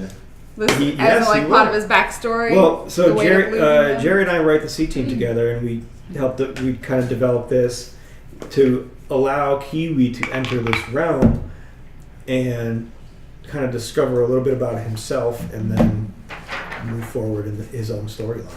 So far, my life is nothing but death. Yeah. Does it mean Othello is now canon in that realm as well? Not yet. Okay. But maybe. I guess we'll find out. Insert yourself in there. We have to have a few more phone calls Yeah, yeah. of the convention again. Yeah, exactly. There's a lot of setup to pull this off, so I'm excited though. That's Yeah. crazy. That was fun. Yeah. And it wasn't hard at all. Like, No. I mean, because I watched a ton of D&D, but I never like Yeah. physically played it. But I'm like, oh yeah, this is easy. Yeah. Yeah, This was it's really just getting into the role of the character, and then Yeah. what do you want to do, and telling me what you want to do, and then Yeah. The No, DM you did. the DM very just helps good. facilitate your story. A lot of people would think that being a DM, you're there to TPK the party, which isn't true. Zero charisma. What does Yeah. TPK mean again? Total party kill. Okay, this was only half party kill. That's like the don't invite them back. Yeah. The HPK. Yeah, but the DM is really there to facilitate your adventure and your initiative. Mm-hmm. So, and you guys took it and ran with it. Yeah. And the one reason we wanted to try this was because with you guys, you played before, and we kind of figured you guys could handle character death. Oh yeah. Because it's you get emotionally attached to the character. I'm gonna go upstairs. I was super and cry attached to myself Rose sleep. because like all day you were talking about Rose and how this great backstory and this interest, Yeah, and intrigue, and it was like when Rose died, it cut me. Yeah. I Sorry, was- yeah. Copper, you were kind of just angry at everyone all the time, so we're I just know. like, And it's funny because that wasn't you weren't supposed to be I wasn't like like that at all. Like that was just yeah. You just got thrown that card right off the bat. Yeah, but it was actually kind of fun to roleplay. I just kind of felt like an asshole the entire time. We'll go back for your bodies for sure. He's got to buy me a beer That's true. first. That's true. That's the price, is one beer. But yeah, That was the price for saving his life, literally. So it's honestly a pleasure to like actually play in person. Yeah, This has of been course. It's Yeah, it's so great. Yeah, Yeah. Yeah. excellent. Thank you So- so much for working so hard on it, Eric. Yeah. So what do you guys have coming up? What are you guys doing? What's going on in your worlds? What do Man. you want to promote? It's finally, now that like RTX, our convention's over, it's like I can breathe a little bit. Yeah. So I mean, really, right now, I'm working on maybe doing something at PAX Prime. Yeah. So we'll see. We've got some plates spinning right now. See if we make that work Prime or out. West? What's West. the yeah, it's West. Oh, It's it's always West prime now? to me. don't mind me. Okay. Is it officially West now? Is that what Yeah. it's called? Okay. Oh, okay. So yeah, so PAX West. Maybe I might be going out for that. And yeah, where we do our own streams as well. So twitch.tv/Jack Patillo, Pattillo. Check that out. We play our D&D as well on Yeah, Tuesdays, Tuesday. typically. Amateur hour. Amateur hour. Amateur Thank hour, you, Elderwood. Please, awesome. Amateur hour. You're the best. So we do that on Tuesdays. Yeah. And yeah. You got Warden Wednesdays. Warden Right. Wednesdays, we play video games with our subs, Super Wardens. rad. And then we're going to try to get back more into a routine for streaming as well, now that things have kind of calmed down. So, Very yeah. cool. So, yeah. But Awesome. Kick ass. Thank you very much. Katie, what are you doing? Oh, the same thing. Also, school. That's why Eric was Yeah, like, let's talk about the school. This is cool. well, I think it's cool. Yeah. yeah. Well, I just started college, which is exciting,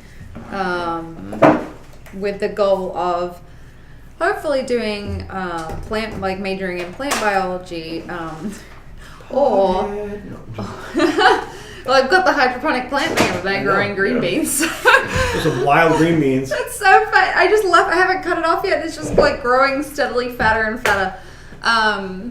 Yeah, and then getting a major in plant biology, or maybe anthropology, but probably plant biology, because then I can help grow plants on Mars, which would be pretty cool. That's awesome. That sounds amazing. It's pretty exciting. I don't want to follow that up. I have to get there first.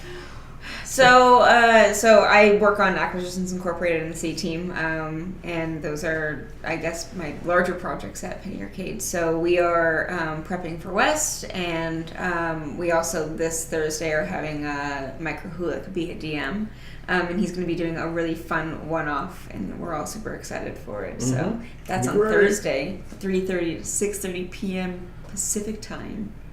Hyper RPG on Twitch. So yeah, that's kind of what I'm working on right now. Just various other projects as well. Mikey, what you got going on? A whole lot. I'm Yeah, no. working on my show, Movies and Mikey, which comes out pretty often. I mean, that's my main job right now. I'll be appearing on the C Team, the episode after Micro, the guests, bringing back QB Stinger, everyone's new favorite hot trend in Dungeons and Dragons. And I will be launching a second YouTube channel sometime this month, later this Awesome. month. So. And how do we find you on Patreon? Oh yeah, if you go to That's super cool. patreon.com/movies and Mikey, Yeah. if you haven't seen Movies and Mikey, just type that into YouTube and check out my show. But I have a Patreon if you want to support that. Yeah, super rad. Yeah, So stuff's going good. I'm happy. What are you doing? Yeah, what about you, Eric? I don't even know anymore. Killing Killing 50% of the party. Yeah. Absolutely. A lot. We just got partnership status on our Twitch channel, so Yeah, nice. you guys can sub now. Wow, You get your that's emails awesome. and stuff. I didn't know that. Partnership or affiliate? Partnership. What? Kick ass, dude. Yeah. That's badass. I didn't know that at all. State Fan was our first partner. State Fan. Aw, Awesome. that's awesome. I know, I looked at the wrong camera. So that we have that going on. We've got our two D&D shows, Mayhem and Misfits, on Mondays. We have Amateur Hour on Tuesdays. Make sure you watch the C Team, because I'm super proud of what we're writing on that, on Hyper RPG through Penny Arcade on Thursdays. That's kind of one of my other babies that I'm working on that is super fulfilling for me. So catch that out. Other than that, just enjoy the work. I hope you're just enjoying the content we're putting out for you guys.